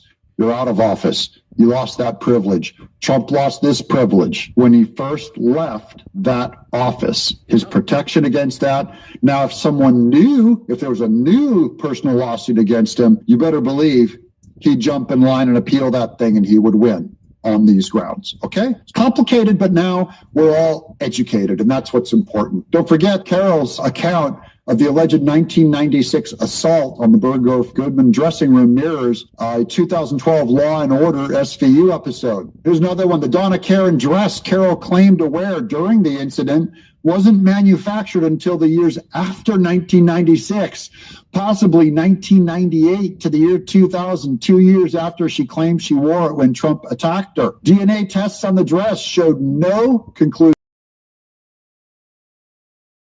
We have a dress linking Clinton to Lewinsky. We have lots of DNA. A huge load of DNA. Conclusive evidence linking Trump, and some posts note she initially promised to provide it, but delayed, never showed up because it was a lie. There should be DNA all over that dress. Might have fallen on it. Here's some facts. The public needs to know Bergdorf Goodman has no surveillance video of the alleged incident. There was 0 witnesses to the alleged sexual attack. Carroll first came forward conveniently with the allegations while promoting her book, What Do We Need from Men?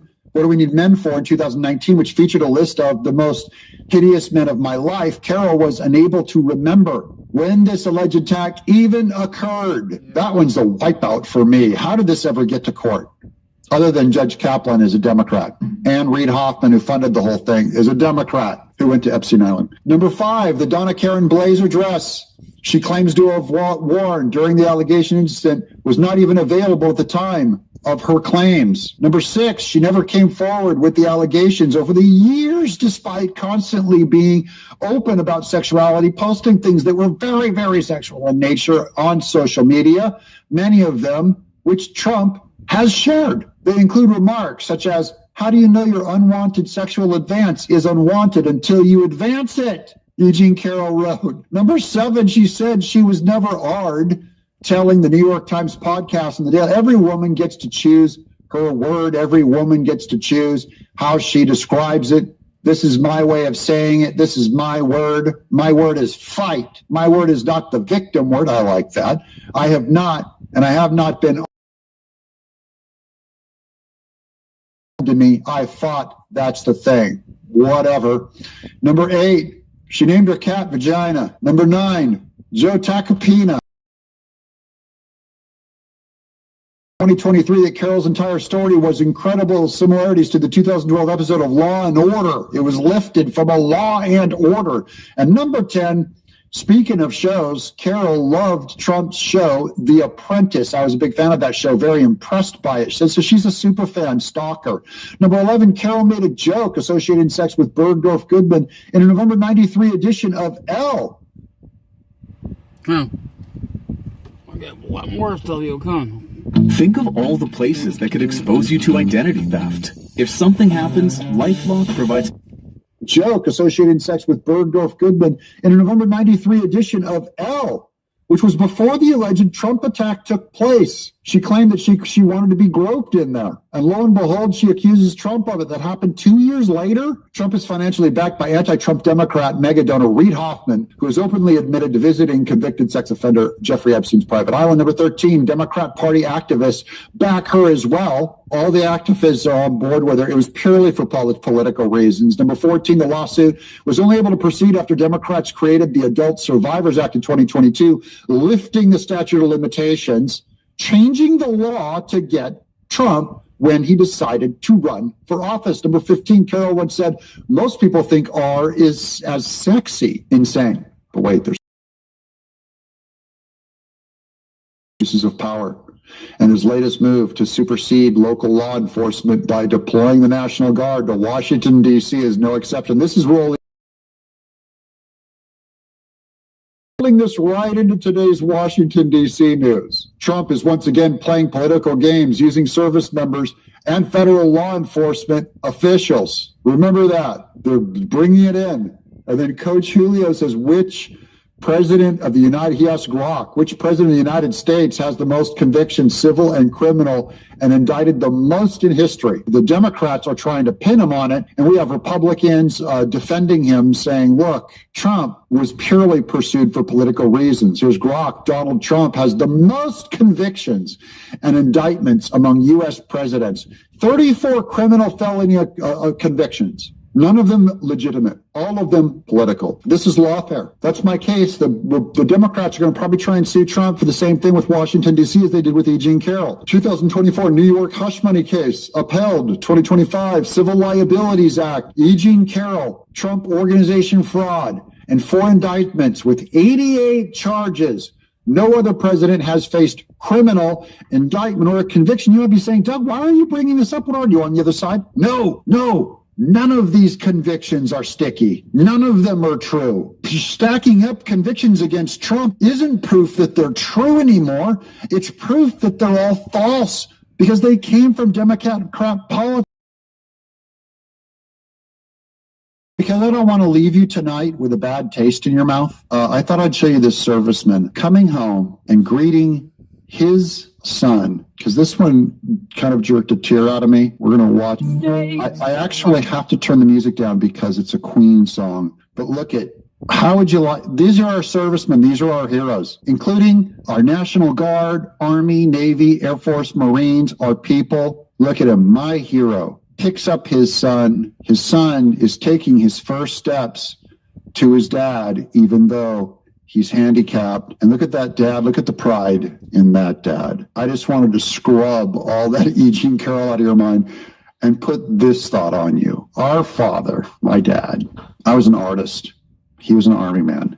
Tough guy's tough guy. I was like a crippled kid to him. Might as well have been. He didn't understand me at all. I was like the boy from another planet. And yet he loved me. And you know, this video reminds me, look at this. I want to show you something. Let's go back a second here. You know what this is? That's us. We're all crippled. We can barely even walk. That's what we're like. And then we walk to God. Now God is the dad. He's coming home. He did not abandon us because we're crippled. I'm Doug in exile. Dear women with edema. Try this 2-second edema. Weird.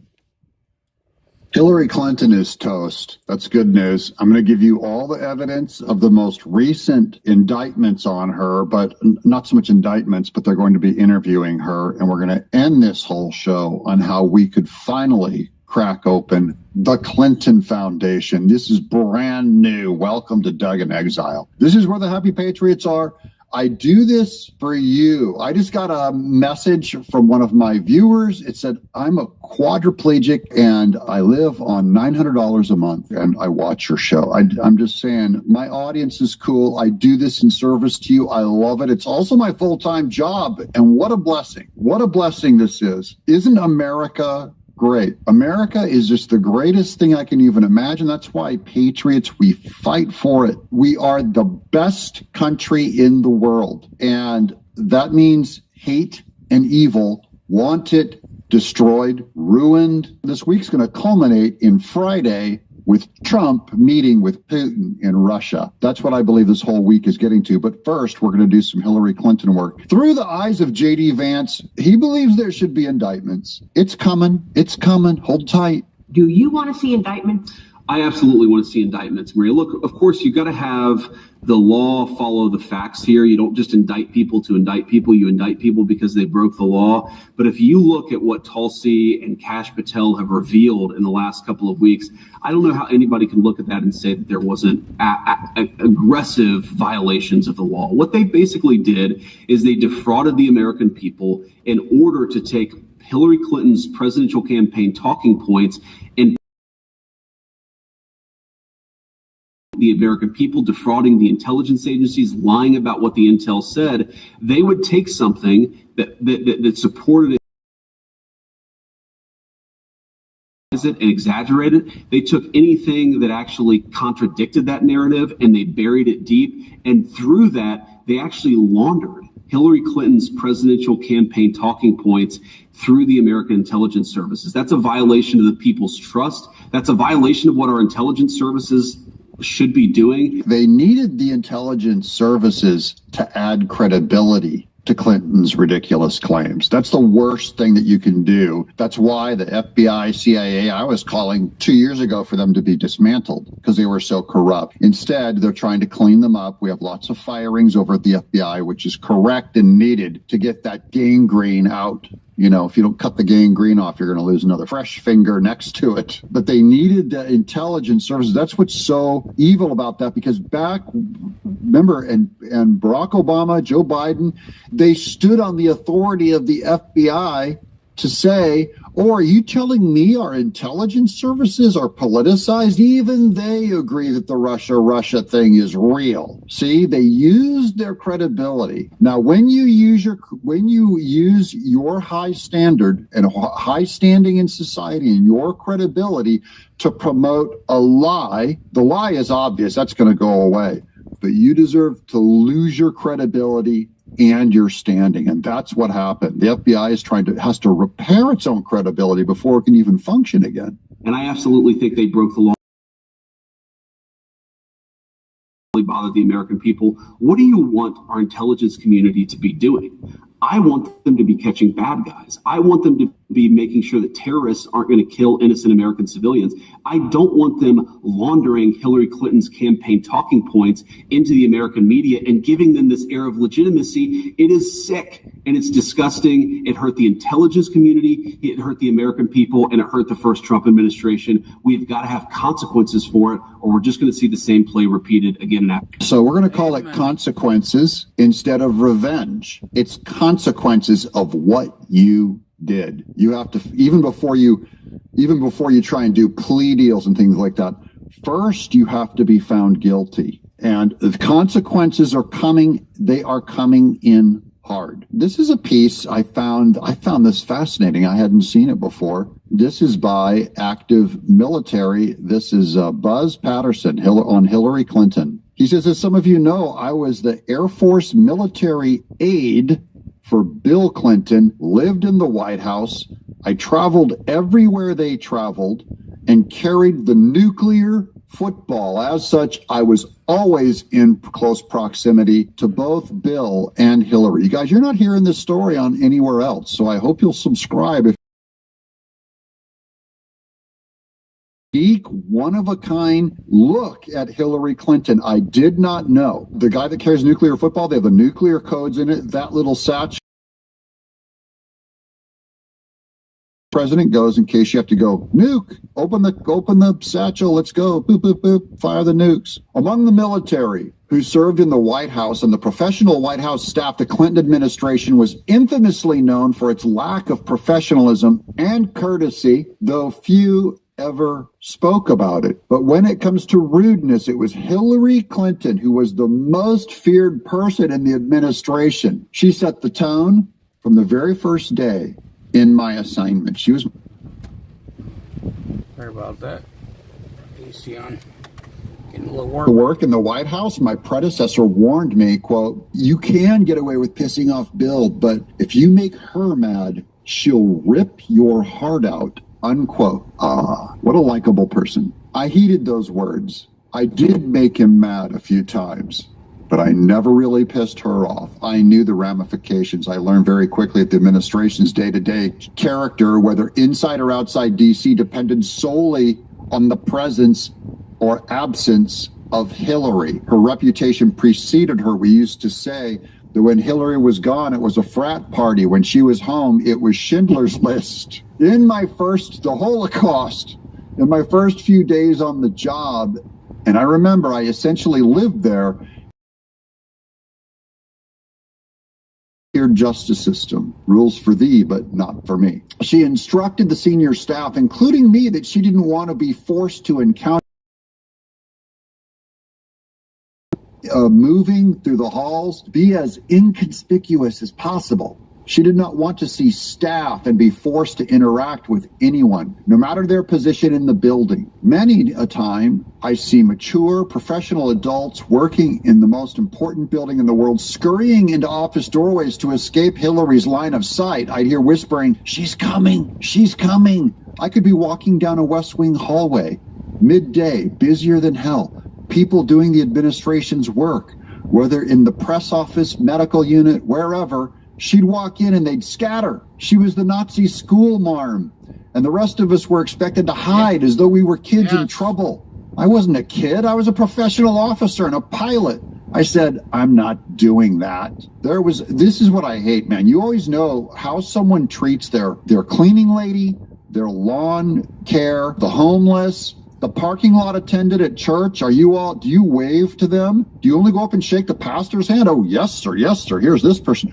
And do you ignore the parking lot attendants, the people that help park cars, that greet you, that hand out and print programs, the people who work in the nursery? How do you treat the people when you get nothing in return? Hillary Clinton treats service staff like they're dirt. And that tells you everything you need to know about Hillary Clinton. What a dirty, foul, low woman. There was also a period of time when she attempted to ban military uniforms in the White House. It was the re-election year of '96, and she was trying to craft, so this goes way back before she was famous, way back before she was huge. In 96, guys, this character probably goes all the way back to when she was in college. And she was trying to craft the narrative that the military was not a priority in the Clinton administration as a military aide. Carrying the football and working closely with the Secret Service, I objected to that, to not wearing a uniform. It simply wasn't a matter of political agenda. It was national security, for which Democrats have no care. That's why we never put an X next to a Democrat. Are you crazy? If the balloon went up, the Secret Service would need to find me as quickly as possible. That means balloon went up being the nuclear strike was coming, and we'd have to find that counter nuke quickly. Seconds matter. Finding the aide in military uniform made complete sense. Besides, what commander-in-chief wouldn't want to advertise his leadership and command? He's the commander-in-chief. She finally relented because the Secret Service weighed in. The Clintons are corrupt beyond words. Hillary is evil, vindictive, and profane. Hillary is a bitch. Back to Hillary. I've got so much to expand on her, it's nuts, but I really want to hit this sit down with J.D. Vance. This tells you everything about, he's our next president, guys. Here's Joe Biden and the Democrats. This is going to work. He's amazing. You know, we fear, what happens when Trump's gone? I'm going to tell you guys something real quick. MAGA is bigger than Trump. MAGA is an ideal. Trump put the idea, the experiment, in all of us. We're all MAGA. J.D. Vance is MAGA. Trump destroyed the Democrat Party. He has changed us and the Republican Party. That's his biggest legacy, is destroying the Democrat Party, making it something unthinkable. That's his legacy. You move Trump, you bring in J.D. Vance and Marco Rubio. J.D. Vance is going to be an incredible MAGA candidate, taking Trump's legacy and moving it as a young guy to future generations, decades and decades ahead that I may never see. That's the good news, guys. I'm telling you, I know Trump is the personality that pulled off. We'll go more into that later today, how Trump is the one. You know, he really did just break everything. His personality makes it uniquely powerful. But remove that personality and you watch. America is changed by Trump forever. You can have Trump sit aside, you know, step down after his second administration. The true proof of his ideas and genius will be when the next generation comes up and you see it still working. It can't be about one person in America. It can't be. It is now, but the true test is going to be, did his values and his work ethic and his fight and his love of country, did it pass on to the rest of us? And I believe it did. The voters are changed forever. Here's more with J.D. Vance. Can you give us some clarity on this meeting that is reportedly happening or happened last night at the White House about the Epstein files and Epstein, massive distraction. J.D. Vance is going to confirm it. How you're communicating the Epstein story? So I've seen so many different fake reports about this. So let me set the record straight. There was no meeting at my house last night. There just wasn't. Was there a meeting at the White House? We did meet at the White House yesterday, but not at the time that they said that we were going to meet, and not about the subject that they said that we were going to meet about.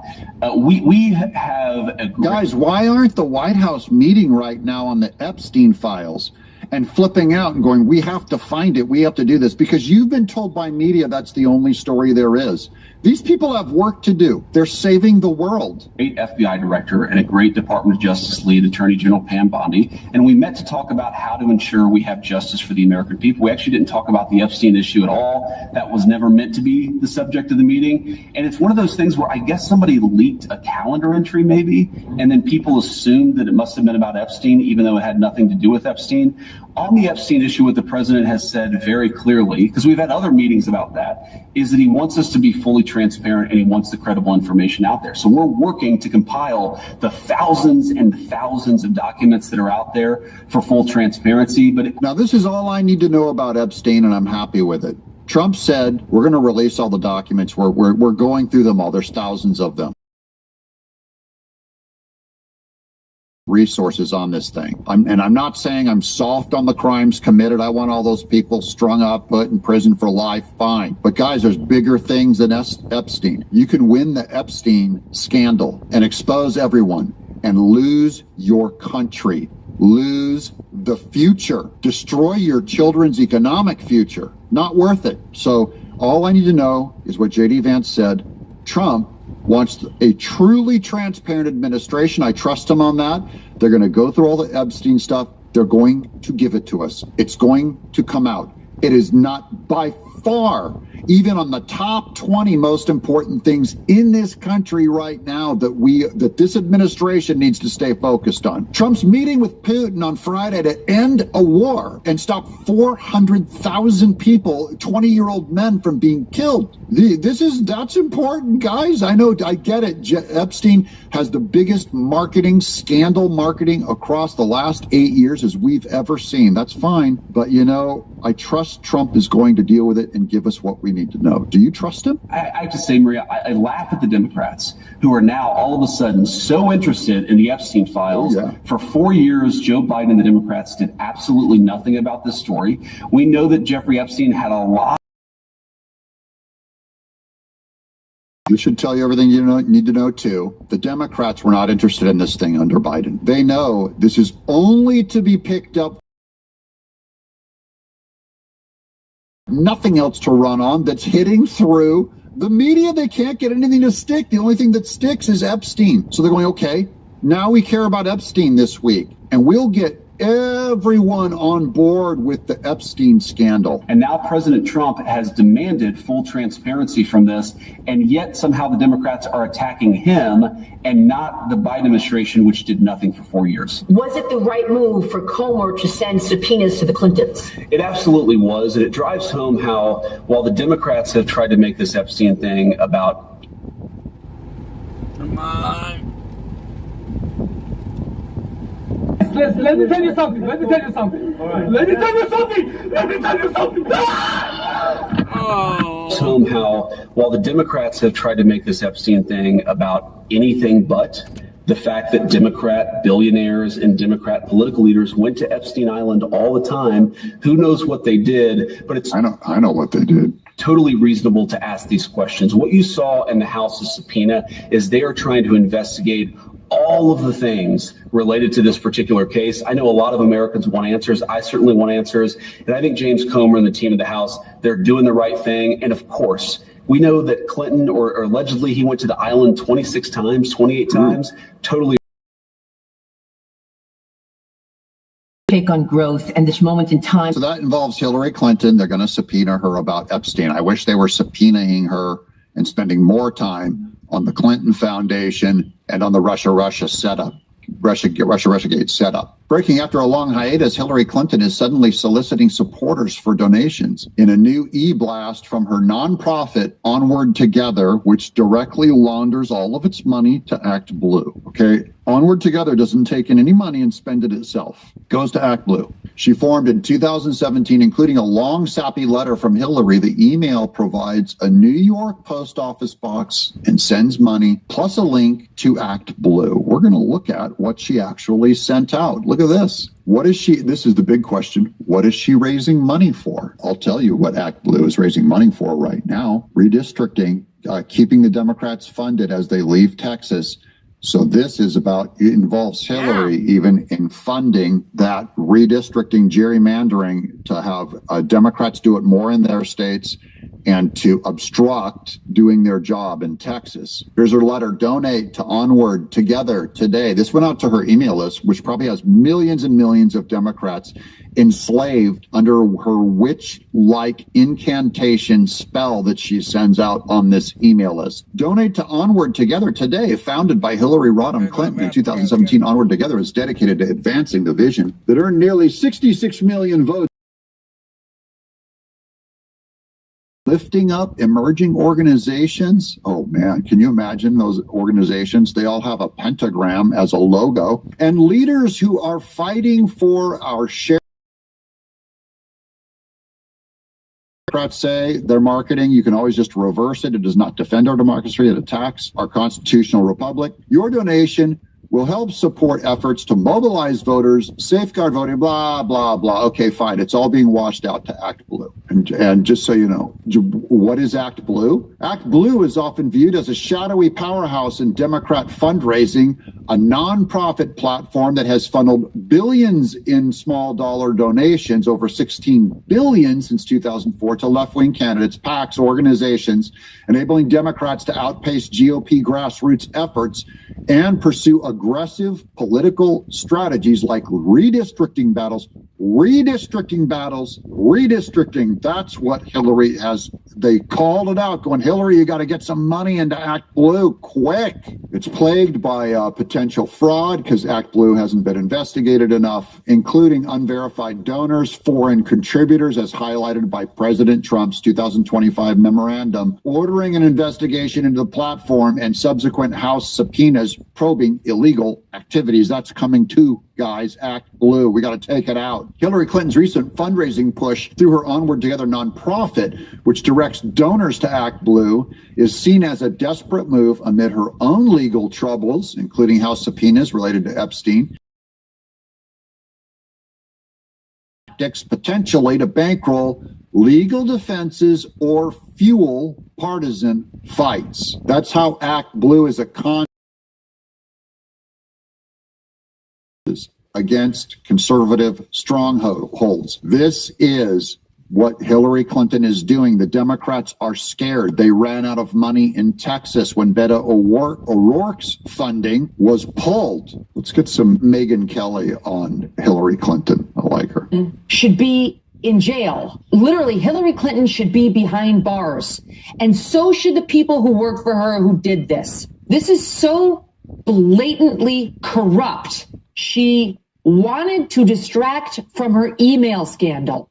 She cooked up a plan to accuse Trump of being a Russian agent in order to distract from her own legitimate scandal. She made up a scandal about Trump being a Russian asset. And they banked on the intel agencies working with her to perpetuate this lie, and it appears they were only too happy to assist. That's what this scandal's about. Pieces of it we knew. New pieces are coming in by the day thanks to these declassifications. And it's downright shocking. I'm impressed that Megyn Kelly has gone this long without cussing. Do not believe that there's no there there. The people who are saying that are wrong. They're wrong. But yeah. Over there. But wait, there's more. I'm going to keep bouncing back and forth between J.D. Vance and Hillary Clinton. Here's more meat from J.D. Vance. That he wants more work or new work on a new census. Yes. How does that change the GOP makeup and the electoral votes? Yeah, so another crazy thing that I had no idea about, but everybody, even Democrats actually admit this, that the census in 2020 had a major statistical error. And what that meant is that you actually undercounted a few states that are Republican, like Florida and Ohio. You overcounted some blue states. And so what I understand, if you actually did the census anew right now, you would have 10 additional Republican seats and 9 fewer Democrat seats.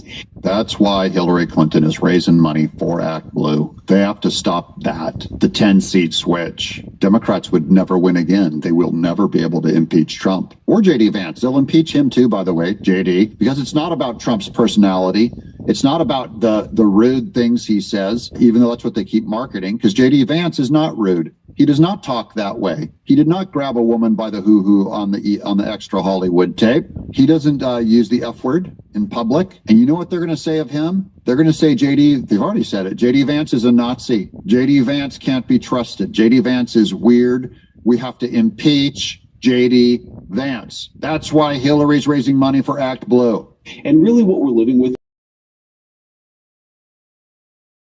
control in the Democratic Party. These guys have fought very dirty for a very long time, and they haven't just won elections and enacted laws that we may not agree with. They have tried to rig the game for Democrats and against Republicans. And thankfully, under President Trump's leadership, you finally see some spine. You finally see some backbone in the Republican Party to fight back against these very aggressive Democratic dirty tricks. I want to underline that. We see some spine, but we'll finally see some fight back. Fight. We had it latent inside our hearts. I believe it was when Trump got shot, and instead of cowering, he stood up, put a fist in the air, and said, fight, fight, fight. The Republican fight, which is going to be another one of Trump's lasting legacies, is he taught a quiet, gentle man like J.D. Vance how to make a fist and fight. He taught the patriot how to fight. I'm not talking about physical violence, obviously.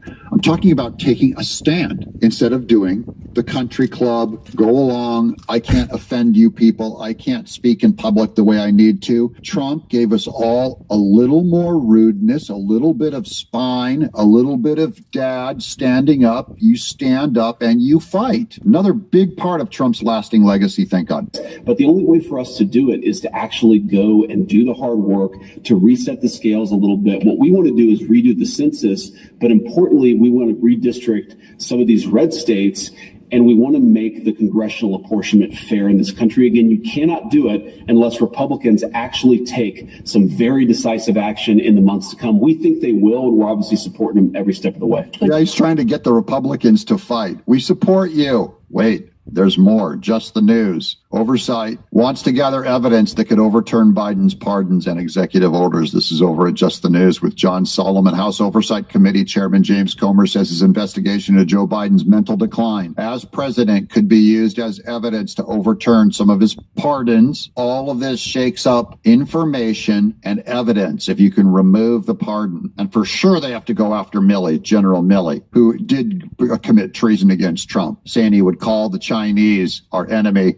If there was a nuclear war, he would call them and warn them. Insane. That guy needs his pardon removed. Overturn some of his pardons or executive orders because his senior staff have failed to prove he knew what he was signing amid accusations of mental decline. We have to remove Joe Biden's pardons on some of these people to get more information on them. But wait, justice is coming. American in their shoes. I hate to say this, but President Barack Obama, there is now incontrovertible evidence that he was the spearhead of a seditious conspiracy to subvert the will of the American people and overthrow the United States government back in 2016. That's kind of serious. Of course it's true. We might get Obama. What are the conditions of getting Obama? Rudy Giuliani. We can't get him because he believes Obama's just going to claim immunity. But the ongoing recent post-immunity things Obama has said will get him in trouble plenty. Obama becomes a problem because he will invoke presidential immunity. The decision the Supreme Court made that helped Trump. The acts are kind of different, but there's a problem for Obama. It continues after he's president. 2017. Any participation of him in the conspiracy. I'm 67, and I don't need fitness tips from guys in their 20s. I need something real. Any participation of him in the conspiracy is not immune. You're not immune for the rest of your life as president. So not immune for the rest of your life. Get him. He can't claim it's an official act of the office. He done. Hold on. Here's Comer on Maria Bartiromo. Why is she doing all the great news for everybody? Good morning, Maria.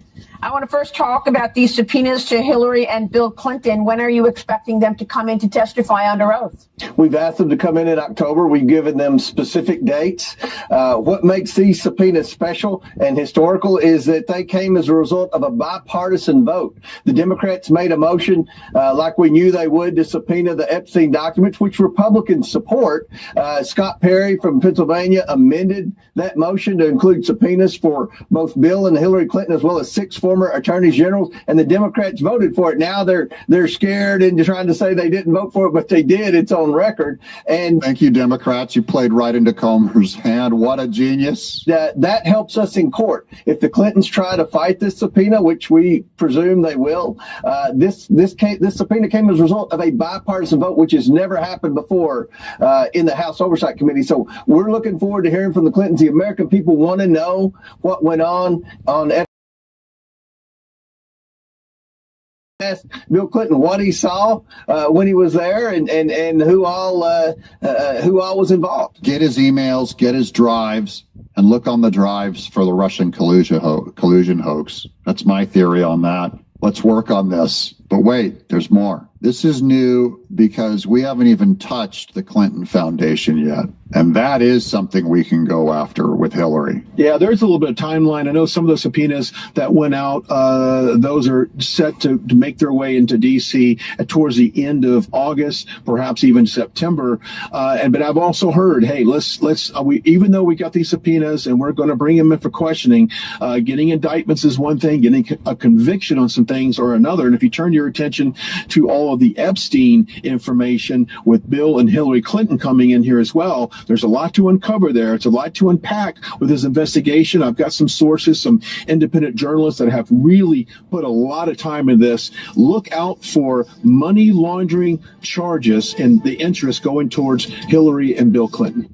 Money laundering charges. The more we learn about the Clinton Foundation's operations, whether it's from the book Clinton Cash or Bret Baier's reporting or the Wall Street Journal's reporting, the more it becomes clear that the Clinton Foundation may be the world's largest money laundering and influence peddling operation. Oh yeah, we're gonna get that too. That's brand new, guys. Not this Tom Cotton clip, but the previous clip. On subpoenas, you shake out information. You get emails. You have them under oath.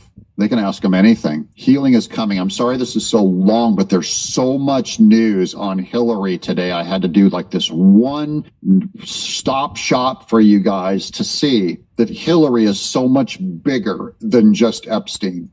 We have multiple prongs going out. I believe they're firing the warning shots on getting ready to go after the Clinton Foundation also, but we need to peg her on that Russia hoax. It does involve the Biden auto pen. We have to get that to remove some people's immunity, to get them to get more of them to come in and get more information out of them. We can do charges on Obama for the ongoing conspiracy, and that's all good news. But I just want to tell you guys, big picture, Trump is winning. J.D. Vance is the legacy, taking it forward into the future. It's in good hands. In the best hands of all, and Trump would say this too, you, the patriot, are carrying MAGA into the future. My generation, my children's generation, are going to carry this into the future to keep the evil. There may be a future evil, but it ain't going to be the Democrats, guys. We're going to have them just defunct. They will only be spoken of as a joke in the distant past. I'm Doug in exile. Shout out to the Quad Club. Don't mix pink salt with lemon and 2 other ingredients if you don't want to donate your entire wardrobe in less than a week. Don't. Look at this one. Look, guys, take this one. Protect. Whose city? Our city. Free D.C. What is going on in Washington, D.C. right now? D.C. is our home. You can have it from. D.C. is our home. You can have it from. D.C. is our home. You can have it from. It's our home, so it's our home. So get on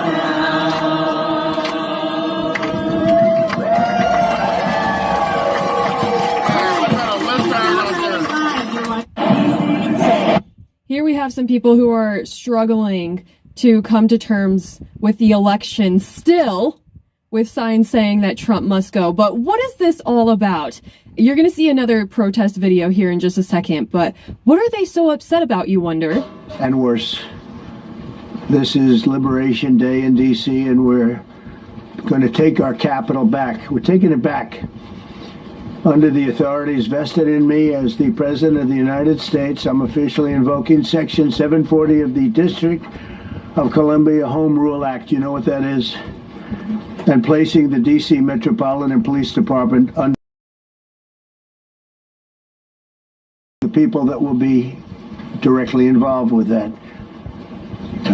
Very good people, but they're tough, and they know what's happening, and they've done it before.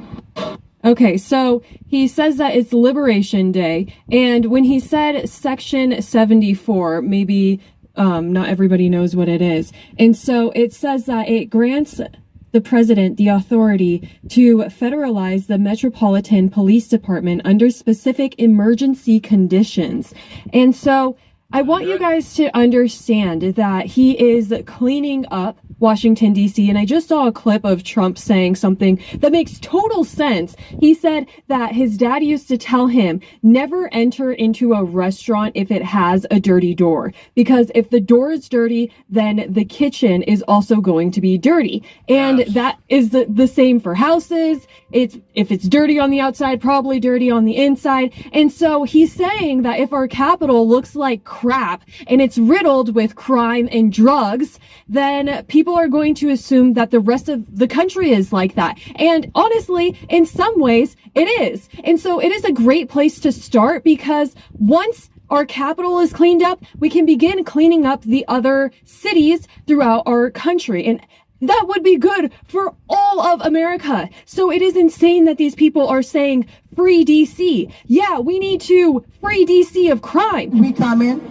and this is our city. Whose city? Whose city? Whose city? Whose city? Free DC. Free DC. Free DC. Free DC. Free DC! Free DC! Free DC! Free DC! Protect home rule! Protect home rule! Protect home rule! Protect home rule! His sign says, DC is our home. Trump can't have it. What are you talking about? Trump's not trying to take it over and put a golf course or something. He is simply trying to make it nicer. And if this truly is your home and you care about it and you want to free DC, you would think that you would be in line with him deploying the National Guard and getting rid of the homeless camps there, right? Protect home rule! Protect home rule! Protect home rule! Protect it? If you want to protect it, then shouldn't you be in agreement with what Trump is doing? This guy has a sign that says, our home, our rule. Actually, we have laws, so you can't just do whatever you want. At your direction, this morning, we've mobilized the D.C. National Guard. It'll be operationalized by the Secretary of the Army, Dan Driscoll, through the D.C. Guard. You will see them flowing into the streets of Washington in the coming week. At your direction as well, sir, there are other units we are prepared to bring in. Other National Guard units, other specialized units. They will be strong, they will be tough, and they will stand with their law enforcement partners. This is nothing new for DOD. As the President noted, at the border, we've got 10,000 troops down there who've been operating in defense cooperation areas, defense zones, where there's zero illegal crossings because of troops on strikers scanning the border. We've been protecting other people's borders for 20 years. It's about time we protect our own. It says that the homicide rate of 27.3 per 100,000 residents is what they have in Washington, D.C., which is significantly higher than the global average of 5. So yeah, there's a big problem. And if these people keep saying it's our city, well, you guys have not been doing a very good job. And so the president is assuming responsibility. He's actually taking action. People should be happy about this. And we're going to have the same thing here. But then I'm going to look at New York in a little while. Let's do this. Love that. Let's do this together. Let's see. It's going to go pretty quickly. And if we need to, we're going to do the same thing in Chicago, which is a disaster. We have a mayor there who's totally incompetent. He's an incompetent man. And we have an incompetent governor there. Pritzker's an incompetent. His family threw him out of the business, and he ran for governor. And now I understand he wants to be president. But I noticed he lost a little weight, so maybe he has a chance. You know, you never know what happens. But Pritzker's a gross incompetent guy, thrown out of the family business. But when I look at Chicago and I look at L.A., if we didn't go to L.A. 3 months ago, L.A. would be burning like the part that didn't burn. If he would have allowed the water to come down, which I told him about in my first term, I said, you're going to have problems, let it come down. We actually sent in our military to have the water come down into L.A. They still didn't want it to come down after the fires. What? But I know you guys have probably heard about the Team Water charity where they're raising $40 million to give people access to clean water all around the world. And they went in the United States, they went to West Virginia and Flint, Michigan. And I was like, they should go to Los Angeles and fill up the reservoir. So we see these protesters in Washington, D.C. that have signs that say no ICE, no National Guard, and another sign that says Trump must go. But at the same time, in places around the world, the citizens would love to have ICE, would love to have the National Guard protecting their citizens. They would love to have a strong border because it is not racism to do a video vlog where you just walk down the street and show what's happened. That is just reality. So if they're going to stand outside with signs with Donald Trump's name on it, the only other words on there should be thank you. Members of Congress, many of whom repeatedly vote against D.C., actually take a stand for D.C. statehood. Because I want to be clear, like, everyone isn't free D.C. because we just want to make sure that liberation for the people of D.C.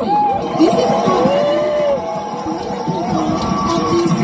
That is what we are working towards, and that is what we will not rest until. We just heard a tiny snippet of the speeches that they're having in Washington, D.C. and their narrative, which is this lady is trying to take Liberation Day and make it her own. So I am trying to make sense of that. So the definition of liberation is the act of setting someone free from imprisonment, slavery, or oppression. And it's important not to get these mixed up. To me, it seems like these people are confusing who are the ones who are the oppressors versus the oppressed in their communities. So the people who are being oppressed are the ones who are imprisoned in their homes. They don't feel safe to walk outside after 5 p.m. or take their children to the park or walk their dog because there's needles on the ground. There's homeless people that could attack them. You never know what their state of mind is. And so why is it that Democrats are trying to make the oppressors the ones who are being oppressed?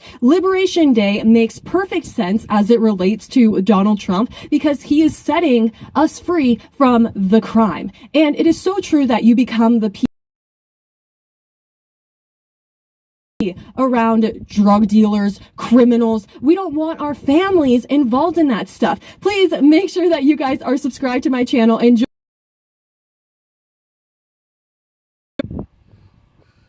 Eating too much salt causes hypertension, right? Nope. What about too much bacon and red meat? Nope. It's actually calcium buildup.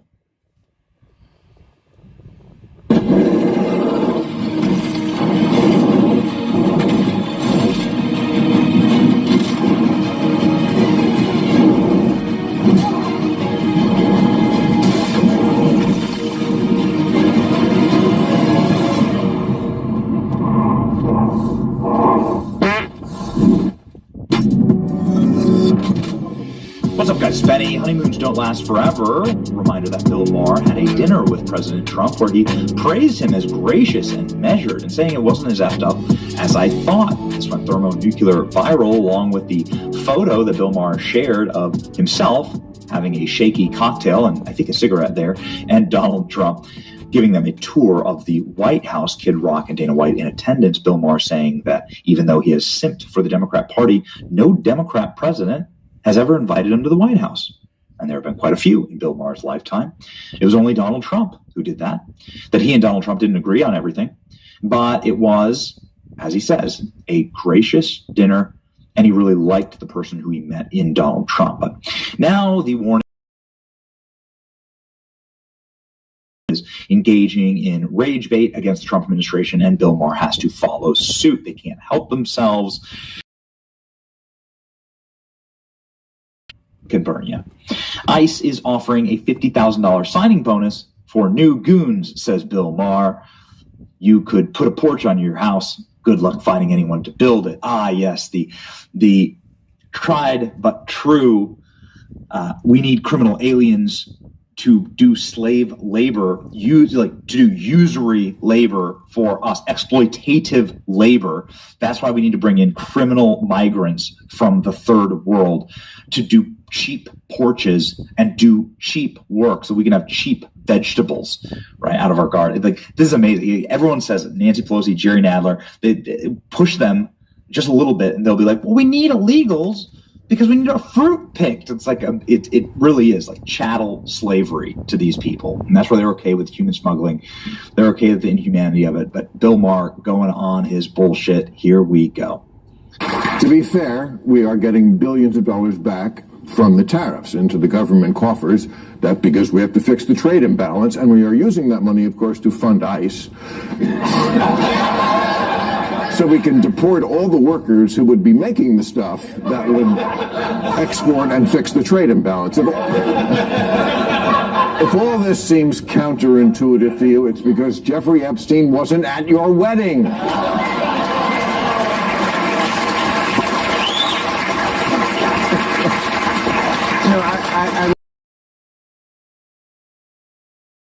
The tariffs, not popular. ICE going around there with their masks, throwing people into vans, not popular, and yet he's doubling down on unpopular. I mean, the ICE thing, they're just going after more. They need more people, so they're having a big recruitment program. No age limit now, they announced this week. Doesn't matter how young you are. You can be 18, you can be old as dirt. If you like wearing a mask and throwing people in a van. Also a signing bonus. You have $50,000 signing bonus. You could put a porch on your house for that. Good luck to find anyone who could build it, but you could find it. Bill Maher then had Dr. Phil on and confronted Dr. Phil going on an ICE raid. And Dr. Phil famously went on a raid to catch child predators here in Chicago. And Bill Maher didn't like that, I guess. Wants more child predators on the street. Bill Maher confronts Dr. Phil over joining ICE raids. Dr. Phil fires back, calling it bullshit right to his face. That's right. Dr. Phil didn't curse over anything. He went in hard. Dr. Phil actually literally did call it bullshit. Hey, you've probably never heard Dr. Phil curse before, but here we go. You're going to hear it right now. Let's rock and roll. Dr. Phil defending ICE raid and like pretty much day one of the Trump administration. But why are you going on these ICE raids? I don't understand that. You're a guy who we know for so many years who has been working to put families together, to bring families who are apart and heal them. And now you're going on raids with people who are literally separating families. Explain well, now that. That's bullshit. That's not bullshit. They're not separating families? No. Well, look, if you arrest somebody that's a citizen that has committed a crime or is DUI with a child in the back seat, do you think they don't separate that family right then, right there? But that's not what's going on. Of course they do. Of but course, what you're talking about, I was hearing you in your monologue saying you've got these ICE agents with mask on. Yes. Well, let me tell you why they have their mask on. Because we actually have legislators who passed laws about immigration and funded those laws to be executed. They actually pay these agents to go out and do this, and now they're doxing them. They're putting their name, their pictures, their addresses of their families on the internet. They're putting them on telephone poles. So, of course, they're wearing masks so they don't get outed, so people can do violence against their families. The negative actions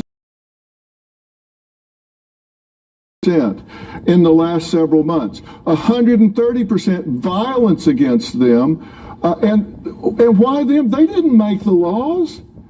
They didn't make that law. What are you expecting to do? Just not do their job? If you don't like the law, change it. I don't like that law at all. Change the law.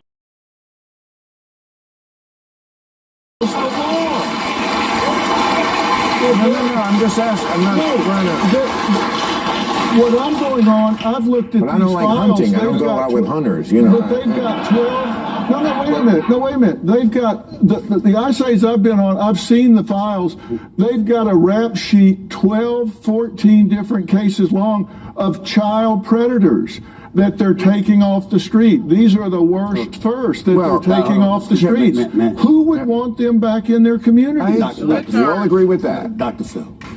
That was no. Hold on, hang on. Answer the question. Who wants those people back in there? These are violent criminals. I keep answering your questions, and you keep saying I'm not answering your question. Nobody wants that. But we all didn't want violent criminals and gangs, but that pivoted to going to Home Depot. You know, when Trump came down the first time from the escalator, he said, you know, the rapists and the criminals and some, I assume, are good people. The ones standing in front of Home Depot just looking for an honest day's work, for an honest day pay, those are the good people, I assume. One final little... Watch what magnesium does to your bowels. If you have to wipe more than 4 times after you poop, here's why. One final little 3, 2, 1. I mean, I think it's an indefensible position for Bill Maher to have. Like, again, you're going to defend the position that there are criminal aliens in the country and you need them to build you porches, you need them to pick your vegetables, you need them to pick up your trash. Like, again, it's an indefensible position. And moralizing or high-minded scolding is going to get them out of this. Speaking of moralizing, Stephen A. Smith was joining the panel with Dr. Phil, a very interesting little guest panel here. And the two of them certainly agreed on why the Democrat Party has such terrible numbers with black men, specifically Pete Buttigieg. They were talking about the future of the Democrat Party and how Democrats just don't really have a bench. And this clip with Stephen A. Smith is gold. Democratic primary voters, 16% would support Buttigieg. That's the highest of any candidate. Pete Buttigieg. I don't believe it. I think that's just a poll number. I can't see that happening. Well, okay, but wait. 16%. Black voters, 0. You don't usually see 0 anywhere. 0's low. For who? For Buttigieg. Explain that. I mean, why do black voters have this? I mean, he's a nice guy. Yeah, he's under-indexing a little bit with black voters, yeah. A little. What is that all about? He doesn't move us. I respect the man. I've interviewed him before. Very nice man, highly intelligent. But you gotta be able to move us, bro. He doesn't move us. You can speculate as to why that is. I'm not going there. He doesn't move us. As we have said about Bill Maher, and as we'll say about anybody in his position, I appreciate people who engage in good faith arguments, not ad hominem arguments that are like doing sort of a soul search to find out what's actually happening in the country today. And I think by and large, Bill Maher is doing that. There's an enormous amount of evidence. He's obviously going to have a factory setting that is like, you know, Republicans racist. But in the end, I think having enough guests on. I mean, if you really want to see something amazing, watch Bill Maher's interview with Steve Bannon. It's like really a stunning interview. But listen, like he's engaging, I think, in good faith conversations. Guys like Charlie Kirk and Steve Bannon and so on. And so for that, I got to say that's like sort of all you can really want. All you really want are people that want to have honest arguments, and we'll win those arguments. We win them on this channel all the time. Like, share, and subscribe. It's your birthday. See ya.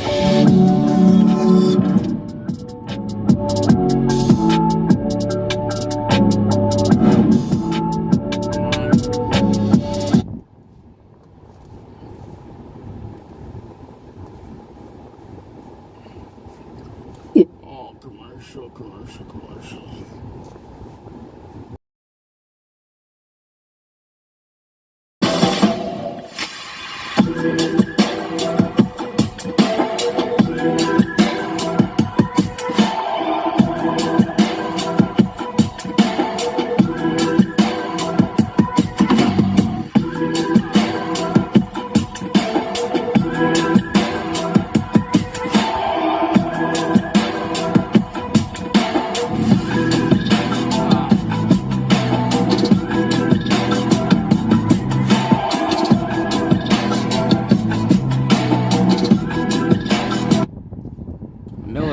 earlier this year, President Trump made English the official language of the United States, and now he signed an executive order mandating that truckers speak English.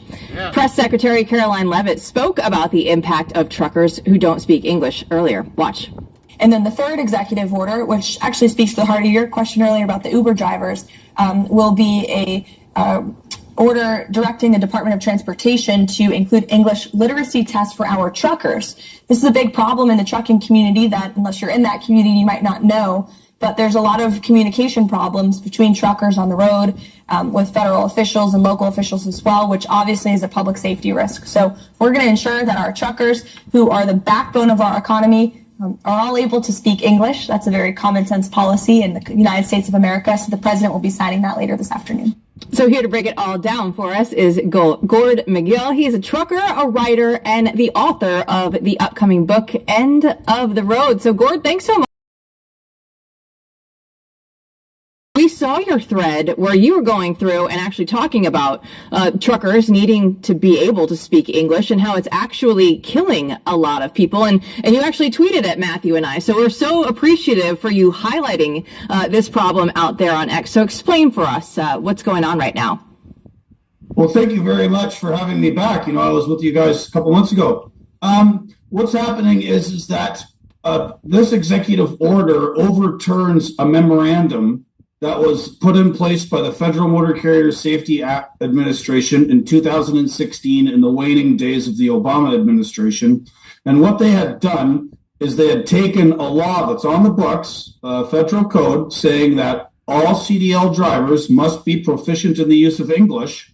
And the enforcement mechanism was that if a DOT or police officer was inspecting a truck and driver and found that they could not communicate effectively in English, they used to be able to place that driver out of service. That means pull them out of the truck. They're not allowed to drive any further. And the Obama administration waived that rule. This created a little bit of a loophole. And so we started seeing more and more drivers coming into the industry, either insourced from other countries or after we saw the sort of border zone where Mexican trucks were Mexico. So we have all these extra drivers on the roads who do not speak English, and that's sort of a problem given that the language of the road is English. All your highway signs are in English, all your weather reports are in English, all of your enforcement officers are in English, 99% of the customers you deal with, whether you're picking up a load or delivering a load at facilities, those guys are all speaking English. So this loophole sort of turned the interstates of America into like the Tower of Babel. And what happened is that the accident statistics for trucks started to increase. So you started seeing more collisions and more people involved in fatal collisions. And then in 2021, under the Biden administration, they started this thing called the Trucking Action Plan. And what they did was they basically said there's not enough truck drivers, which was a lie. There's plenty of truck drivers domestically in the United States. But if you read it, it says, well, we're being told that rates are going up 7 to 12%. So their corporate lobbyists were trying to make sure that truck drivers didn't get paid anymore. So the Biden administration's action plan within 12 months doubled the number of CDLs issued typically than any other year. Well, how they achieved that was by bringing people in from other countries and giving CDLs to recent migrants, refugees. Maybe they had visas, maybe they didn't, maybe they had work authorizations. But basically, every year, the United States CDL training system will produce between 400 and 450,000 new drivers a year.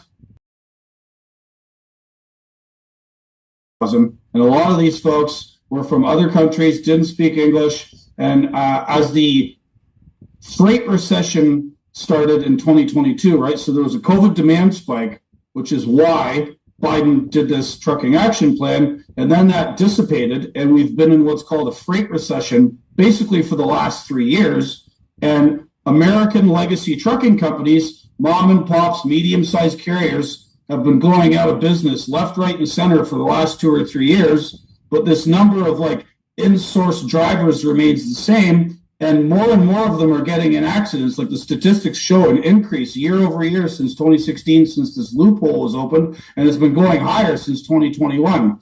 So President Trump has seen statistics on this compiled by my friends at American Truckers United, and Secretary Duffy was alerted to this problem, and they basically signed an order saying that's enough of that memorandum. This is going to be a fairly easy and direct way to help clean up this problem. Enforce the English laws that are on the books. This is a safety critical issue for American motorists, and enough of this. Here is why you have a beer belly, even if you don't drink. Can't go? Do this to clear out stuck poop fast. This is a safety critical issue for American motorists, and enough of this not. Wild ride to think about the fact that we've had you writing for the site at blazemedia.com for a while. You've been writing for the blaze.com. I hope you write more for us. But if you just look back at, it was November 2024, your open letter, right, to Elon Musk and Vivek at the time, where you were sounding off on many of these issues. And now, lo and behold, there's action taken. I mean, this is not the way it usually works, right? I'm as surprised as any of you guys are. Like, I'm a lifelong trucker. I never saw myself as a writer or anybody that was going to be able to do anything. And I just sort of started writing. People asked me to submit some stuff to a blog in 2017, shout out libertarians.com. And then I went on a few podcasts and I started writing about the Freedom Convoy. And, I don't know. They say if you tell the truth, people will listen. And I'm very happy that the Blaze has picked up some of my work. I've written for the American Conservative. But there's just all of these issues in trucking that need to be fixed, right? Like the trucking industry is in a shambles. There are companies who are just literally going out of business. Thousands of American truck drivers have been laid off. We have this constant daily accidents everywhere. There are Twitter accounts and YouTube channels that are dedicated to nothing but putting up videos of truck incidents, trucks getting hit by trains, collisions on the highway, rollovers on the Trans-Canada Highway in Northern Ontario. There's collisions, head-on collisions all the time. It's literal chaos out on the roads, and that we don't need to pay local truck drivers. We're going to insource people from other parts of the world to undercut local truckers, and this is the result. So how is this going to be enforced? How do we make sure that this policy is actually put into place? Well, that's the rub. It's very easy for the government to make a law or say they're going to enforce one. It's another thing to actually do it. I think what you're going to see happening is these inspection stations, weigh stations, scales where trucks have to get weighed and they have to interact. There are regular inspections on trucks all over the country every day. Certain times of the year, there's blitzes. The Commercial Vehicle Safety Alliance does a blitz every year for a whole week where they just 24/7 for an entire week, they're inspecting trucks. And what you're going to find is now that they've been directed by this executive order, when they find truckers that cannot proficiently speak English, they'll just be placed out of service. And what's going to end up happening is the owners of those trucks are going to have to find another driver to come and rescue that truck that's been placed out of service because clearly the driver who's behind the wheel is not complying with the law. All right. Well, full disclosure that if it's not theblaze.com, that is my favorite website, it is Zero Hedge. And you were out there writing for them today, and you're actually warning of a truck financing crisis that's actually going to be pretty similar to the 2008 housing bubble. Well, that's worthy of investigation. So one of my colleagues who I've been working with on this CDL issue and the English proficiency, his company has just been getting hammered by competition from this in-source labor and then this other problem with the financing. So at the same time as this COVID demand spike happens in 2021 and trucking rates start going up, you see reflected in the prices of trucks. So used truck prices, new truck prices all went through the roof, and people were buying trucks that were really way overvalued. And then financing companies got involved. Truck dealers, truck manufacturers were signing people up to buy trucks without necessarily doing the correct credit checks and then doing it at these overvalued prices. And what's happened is once the demand spike went away and we entered that freight recession, a lot of these financing companies started to realize that, like, if they try and repossess these trucks, some of the loans on these trucks are underwater. So they just told people, hey, defer the payments. We know times are tough. We're trying to do you a favor. You know, just don't pay us. It's fine. Well, the problem, you can only get away with that for so long, right? So it remains to be seen. I don't have numbers, but there's been enough people contacting my associate Harvey and myself saying that this deferral issue has been going on for for all of this equipment that's been out on the road that was already overvalued and purchased used. Now it's even more used, and they're like 50 to 100% underwater on the loans. And the companies that issued those loans don't want to repossess the trucks because then it goes on their books and makes them look bad. How much longer can this go on? I don't know. I'm not a finance guy, but it seems that there's an awful lot of assets out there that are underwater, and sooner or later the bill's going to come due for that. Well, Gord, while we have you here, there's a big topic that we need to talk to you about and get your insight on, and that is the nation that is our northern neighbors, right? A few things apparently have been going on in Canada, where you're from, this week that everyone has been talking about. So, of course, Mark Carney's Liberal Party won the election, and President Trump called up Carney to congratulate him. But finally, as of this morning, he hadn't yet. I believe he has, and the White House spokesperson Anna Kelly said, however, that doesn't change Trump's plans to make Canada the 51st state. Gord, why did Canadians vote to keep the Liberal Party in power? Oh, man, that's a good question, and it's been on everybody's minds for the last 24 hours. My opinion is this. I was one of a very tiny handful of people to cover the Coots 4 story. There are still 2 political prisoners in Canada that many people don't know about. Bought off. In 2019, Justin Trudeau began to bail out televisions, newspapers, websites, and they've gotten top-ups ever since. So it's somewhere on the order of $1 billion in subsidies to supposedly private media, right? This is not the CBC. That's completely separate. That's like another $1.3 or $1.5 billion a year. So what you think of in Canada as private media are not. They are wards of the state, and so they do what the state tells them. There's no, like, Canada is no longer a free country as Americans understand it. And what you begin to see after Trudeau was replaced by Carney is the media messaging pivoted to Donald Trump in response to Donald Trump's tariff rhetoric, right? So the Canadian media basically took the election, and instead of the election being a referendum on the 9 disastrous years of Justin Trudeau, of crushing the Freedom Convoy, seizing people's bank accounts, runaway real estate prices, young people in Canada that haven't got a hope for anything, political prisoners, they took all of that out of consideration, not that they were talking very much about it at all to begin with, and made it all about Trump. And people bought it. Propaganda works, okay? They airdropped in this bank, and, you know, it's got 3 different passports, didn't hold a seat in Parliament until yesterday, and he's now the Prime Minister. Power was immense and powerful and effective. I serve my country, and now I carry legally everywhere I go. Here's how. National Concealed Carry Reciprocal. Immense and powerful and effective. Oh boy. You know, they always say it can get worse. It really can. So what do we have to worry about here in the United States then? What do we think that Carney's relationship will be with us here in the U.S.?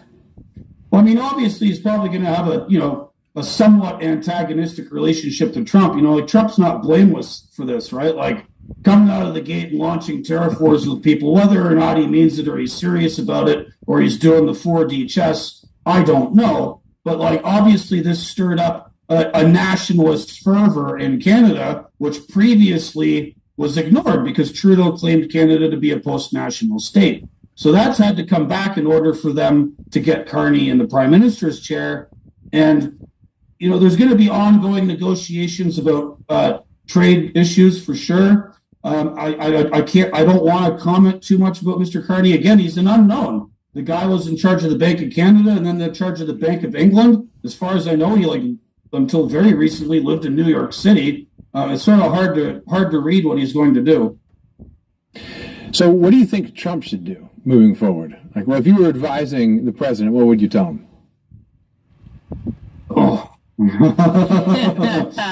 Loaded question. Tell you what, we'll stick with my trucking thing. Speaking of Mark Carney, I think Canadian trucking companies are going to freak out about this language enforcement thing because the Canadian trucking industry has slowly but surely over the last 10 years been parasitized by recent arrivals to Canada from India. I've read that the Vancouver and Toronto trucking markets are now in excess of 50% owned by Indian companies.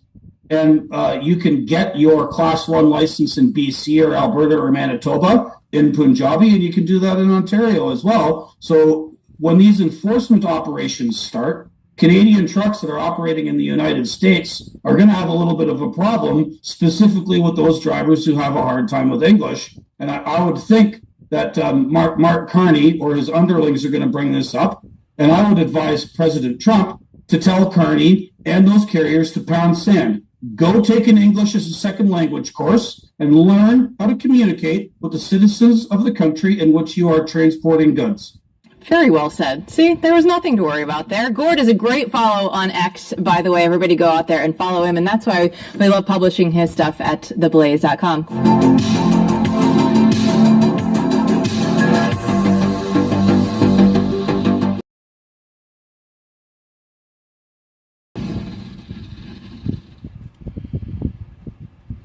There's more. Watch what salt does to your body.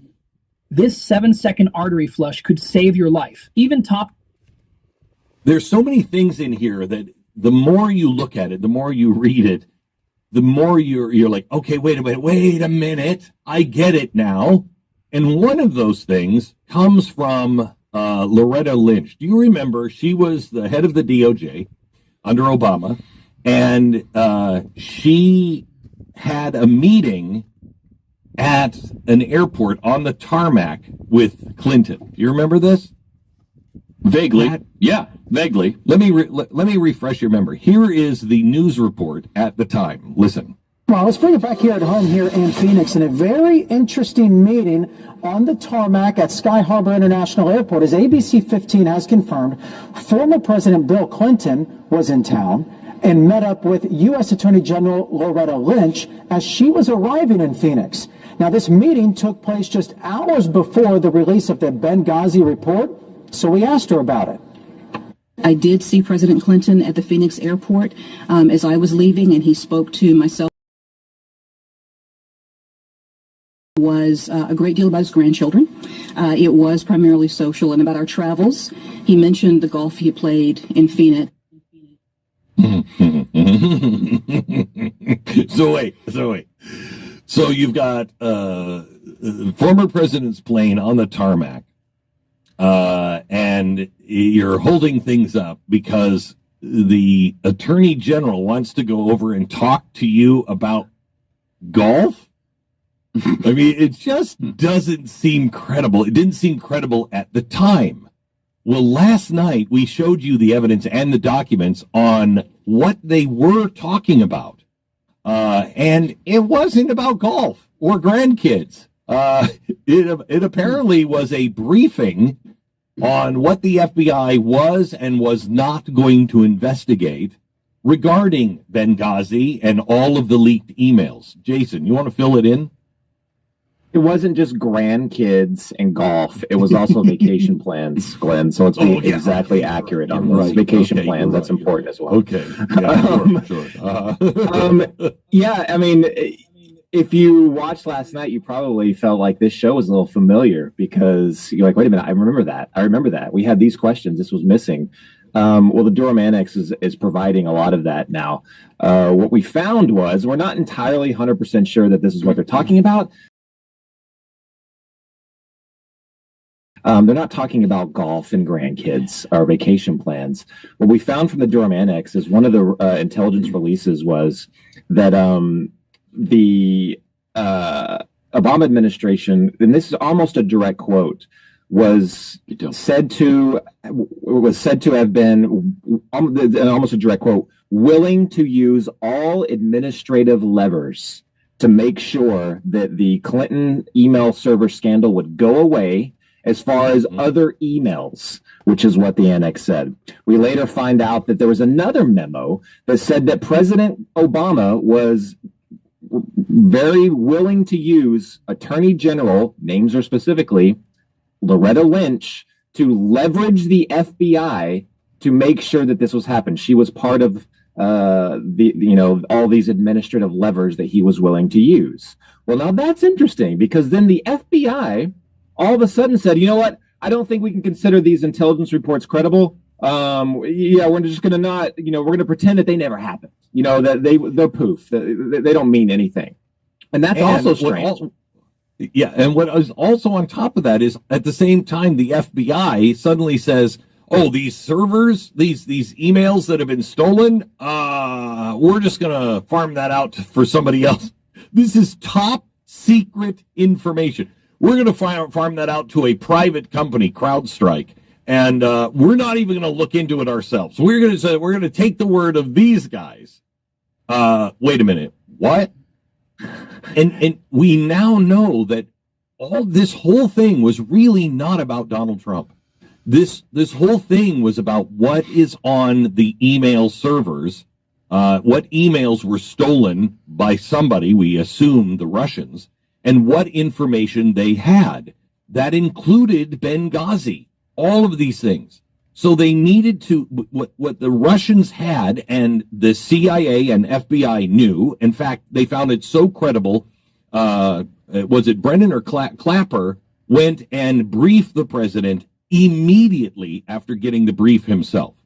It was that important and deemed that credible at the time that he went directly to the White House and said, Mr. President, you need to know the Russians have, it looks like, this information off of these servers, and it involves the DNC and what they were doing with Hillary Clinton versus Bernie Sanders and forcing Bernie Sanders out. It has a lot of stuff about Benghazi and some things about some other things like trying to smear Donald Trump with Russia. They know about all of this stuff, and they know about the corruption, and it's coming from a credible source. That's when Barack Obama did not want anybody to be able to smear his reputation. And so he said at that time, look, I'll use special services, and he puts this special services together. What it is basically is it's a mop-up team. It's everybody that's going to work together and mop all of this stuff, and we're going to twist this and turn it back over and say, no, that Donald Trump. That way, if it ever comes out, we can say, oh, no, that's Russian operatives that are doing all of this. They're just trying to make Hillary Clinton look bad, because they want to distract us from Donald Trump. It appears as though this really had nothing to do with Donald Trump as much as it did with kicking dirt over the tracks of everything that they had done that was so dirty and wrong and illegal. This is the quickest way to clear out stuck poop. The number one food for regular beef. Wrong and illegal. You read it that way, Jason? Yeah, I do. And I think that the point, there's so much more that's involved with this. You mentioned CrowdStrike. That was also mentioned in the Durham Annex. They said that CrowdStrike would specifically be used as an entity by the FBI to get the narrative out. Now, it's very interesting. If you watched last night's show, we looked around. There's no evidence the FBI ever looked at the servers that CrowdStrike said, look, this proves the Russians did this. They never looked at them. They took their word for it. Now, we were like, how is that even possible? That's kind of a big thing. So we looked at, we asked a source that we have in the intelligence community. We said, this can't be true, right? Is this right? Well, the source confirmed it. In the current intelligence community confirmed it and said it looks like, this is almost a direct quote, we had it last night, it looks like they just relied on crowd. And I want to go back to, the importance of the Loretta Lynch story here is it shows how far the Obama administration was willing to go, what they were willing to do to push this narrative forward of Donald Trump, but also to hide and to silence, to use all administrative levers, to use the quote, to make sure that their scandals, all the ones you just mentioned, quietly go away. It's one of the craziest angles to this story. And we find out later that the FBI seems like they were taking the point on making sure a lot of this, it appears so, allegedly, that they were taking the point on making sure a lot of this happened. Later on, they would give a defensive briefing to Loretta Lynch to say, look, we've got this information that, that it might get out there that you were colluding with the Clinton campaign as part of this scheme. Basically, what do you have to say about it? And what she answered was, I have the quote memorized, Glenn. It's a long one. You ready? She said, okay, and never denied any of the allegations. That's it. They walked away. The whistleblowers are now showing, that they walked away saying, that doesn't make sense. How was she not outraged that she would be accused of this? Why did she not react differently? Why did she just go, okay, thank you? Instead of saying, if somebody walks into my office and says, hey, Glenn, looks like you're dirty and the Russians have you on tape doing X, Y, and Z, and we're getting all kinds of legitimate Absolutely. This is an outrage. This is an outrage. I want you to track this down. That cannot be credible because I didn't do X, Y, and Z. She responded, okay. Wait a minute. And so then when she's out on the tarmac, it looks as though that was a briefing to tell the Clintons because she couldn't communicate directly to Hillary Clinton. She gets on, what a surprise, onto a plane where her husband, who can't testify against her, her husband gets onto the plane. And so they're just, just a couple talking about grandkids. She goes onto the plane and briefs Clinton to be able to say, look, we want you to know your wife is safe on this, this, and this. We've handled this, this, and this. The FBI is coming under tow, and they're not going to investigate these things. That's significant. Yeah, very significant. And it's common sense. These are the things that we pretty much knew was happening, but we never actually had the intelligence or the documents to back it up. Now we do. And the tragedy in a lot of this is these are all questions that the mainstream media could have gotten to way back in the day. They could have looked into these angles. They could have. I don't even know if they can they now, Glenn, with the statute of limitations? Yes, I don't know. Okay, so yeah, they can. They can if it is conspiracy. If they can tie the same people all the way to testimony on all of that, if they can bring that in and show that this is part of this same conspiracy, then it can go all the way. Can't tie it, then no. And the annex goes on to say that this is one of the reasons why they gave the defensive briefing to Loretta Lynch. One of the reasons, her reaction to everything and all the fallout. This sensitive intelligence is what it's called. All this information, leaking all this information, our intelligence gave Comey the reason to completely shut down the investigation into Hillary Clinton's email server. That right there, again, wow. Their fear was so palpable within the FBI. They didn't know how to handle this. So that was the reason that he shut down the investigation. And he gave the excuse of, she didn't have the intent. Remember that? There was no intent. You have to link intent to all of this. No, you don't. This memo says That was the reason why. Because of the information in this, they had to shut it down. This story is only beginning. I know, just beginning. And thank you, Jason. Thanks for coming in. And it's not just it's not just national security stuff. They were shutting it down because it would make Obama look bad. It would make the Democratic Party look really bad.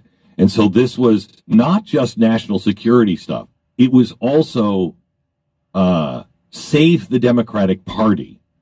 And if this is not prosecuted and proven in court, has to be proven in court, then the message being sent is you're never going to get shut down for anything. Double down. We didn't go far enough. And it's really dangerous. Very, very dangerous. Yes, it is.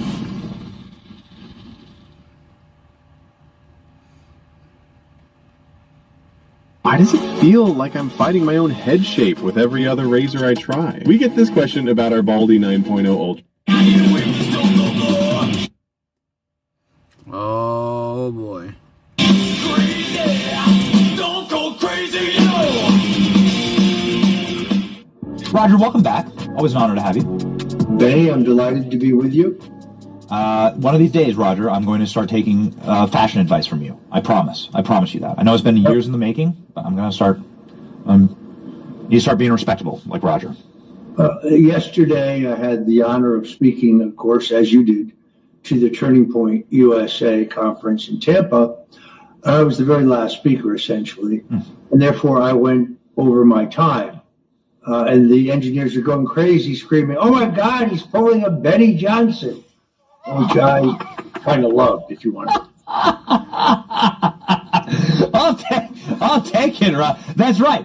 And in the long arc of history, someday I will be as dapper of a dresser as Roger, and then Roger, you can be as long-winded as me.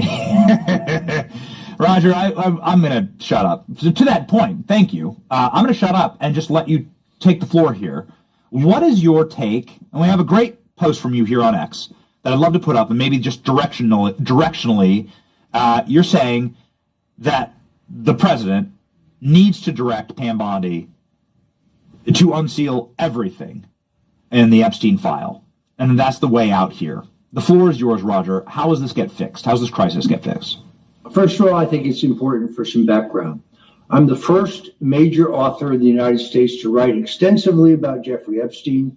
If you go to my book, The Clintons' War on Women, the longest chapter in the book, entitled Orgy Island, title I took from our friend Sean Hannity, it tells you who his clients are, not all of them, but some of the most prominent ones. I had the flight logs for the Lolita Express. I get granular on the relationship between the Clintons and Jeffrey Epstein. I think it's important to understand Donald Trump cut Jeffrey Epstein off prior to Epstein being exposed and convicted as a sex criminal in Florida. But Bill and Hillary Clinton continued to take millions of dollars with him, continued to do business with him. The Terramar Foundation, which was a group,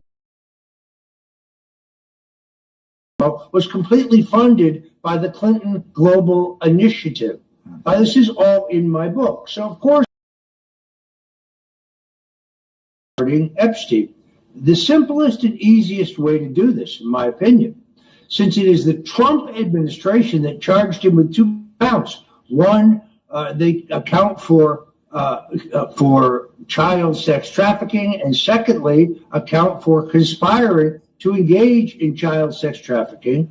The president should ask the attorney general, should direct the attorney general to tell the U.S. attorney in the Southern District of New York to move immediately in court to release all of that grand jury testimony that as well as the grand jury testimony for Ghislaine Maxwell, so we can see the facts.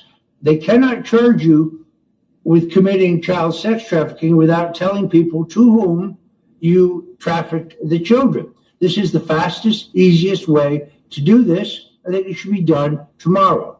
Now, as far as Ghislaine Maxwell testifying for Congress, I think this would be great. I think she should testify. I can tell you this. Bill and Hillary Clinton are going to be very, very embarrassed. Former Democrat Governor Bill Richardson is no longer with us, although he would be embarrassed. Former Senate Majority Leader George Mitchell of Maine was on the island 14 times. Don't think he was going for the weather, Benny. I think he was going to be very embarrassed. The former Prime Minister of Israel. Is there anybody here still? Visiting the island multiple times. My book names names. You can go to EpsteinTruthBook.com, EpsteinTruthBook.com and order it. It's all there. I've been talking about this since 2015. Roger, it's one of the reasons why it's so important to have you. You're like a truth index for American political history, and you're not scared to talk about situations and episodes like this one, which I can't figure out. Why is Ghislaine Maxwell in the seat of honor at the Clinton wedding? The only one. Bill Clinton has a sole daughter. Why is she sitting there leering? Thank you guys for everybody who's tuned in today. Please who watched this here. There's a lot more stuff. Epstein's pimp. She was in charge of patrolling the bus stations and the train stations, looking for children who had no parents or who were estranged from their parents. They're the easiest children to kidnap and traffic. She was making all the arrangements for him. I think she knew his business inside and out. Make sure everybody hit the like button, share it out, by the and subscribe to my channel. She was charged with 100% viewers one as I work. We are trying to get to Indiana next. But yet again, in her case, no other U.S. attorney who handled the Epstein case and the Maxwell case and the P. Diddy case, another couple. I got a lot to do today. There's a lot. I mean, this is. I can try to show you guys all the links. I have a lot. Southern District of New York. I need like 2 more hours. Comey, who just happens to be. I mean, I didn't want to start too early. One of the great orchestrators of the Russian collusion hoax, who himself, there's so much. I suspect, will be facing charges. We are going to try to get to Indiana next. The former FBI but we do need the funds to go there. So I would really love to see Maxwell testify. I think we would learn a lot. Well, good night.